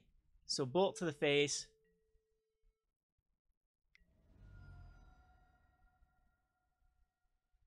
And then we have Preordain. And then we have Gush. So just one Thermal Alchemist just does an insane amount of damage. I'm loving it. I'm liking it. One of these days I'll have to get my butt in shape and actually use the website and throw some deck lists up. For all those of you that, if you might be watching or maybe even live, if you have emailed me about helping with the website, I'm going to get to that for the first of the year. I'm going to start interviewing people for that process. I'd love it to people that just watch the stream or watch the videos. If someone could actually do the grindy work and compile the deck lists that I use, throw them up on the website. I'll moderate you at that point. You'll link the deck list to the website. Eventually, I want to get a store going as well, an online store with the whole thing, and that's where it will come into play. I want to make it like, I hate saying the word alternative because it's got such a bad connotation, but I want to give kind of like a different community to all of us that have been kind of pushed out from the mainstream Magic the Gathering community. Talking about even sponsors like Star City Games, cool stuff, all that nonsense, and start actually sponsoring a team and sponsoring other writers and brewers. But we'd have to have a definitely a good way to generate the revenue. So if people are interested in that, if that's something you want to do, jump on live streams, link deck lists, all that kind of stuff. That's what I'm looking for, and of course other brewers. So yeah, I'll be looking forward to that. The start of the new year, I'm gonna hit it hard. I'm gonna finish off my little Christmas break being lazy, then get to it. So hold me accountable if I don't. If I start getting lazy, definitely crucify me for it. But I appreciate everyone that joined the stream this time. That was actually fun. I actually, instead of playing people's decks, I was so frustrated with that Inside Out. I prefer this deck a lot more than the Inside Out combo. Of course, we only played one match, but yeah, I added you, Fatal. Also, I added you on Skype. I'll have to talk to you. In fact, Fatal, if you want to hop on Skype, let me know. I've got a little bit of time. It's 10 o'clock my time, and maybe let's get to know you there, and we'll see what we can work out. There are other people too that I'm in contacts with, other content producers, where we just want to have this kind of like one-stop shop for everyone that's a content producer, and then start doing a lot of more collaborations and start building a community. So anyway, I appreciate everyone that joined the stream this time. We streamed for quite a while, over 3 hours. Had some fun in some pretty disappointment in the vintage. Pretty disappointment with that tireless tribe combo, which just is so much clicking and pondering and preordaining. Never again. But this is definitely a better version, in my opinion. At least a more fun version. Anyway, yeah. appreciate everyone for hopping on stream. We'll try to do this often. When it gets bored of the shop, sometimes I'll just come back here and pop on. But any other lasting questions before I hang it up?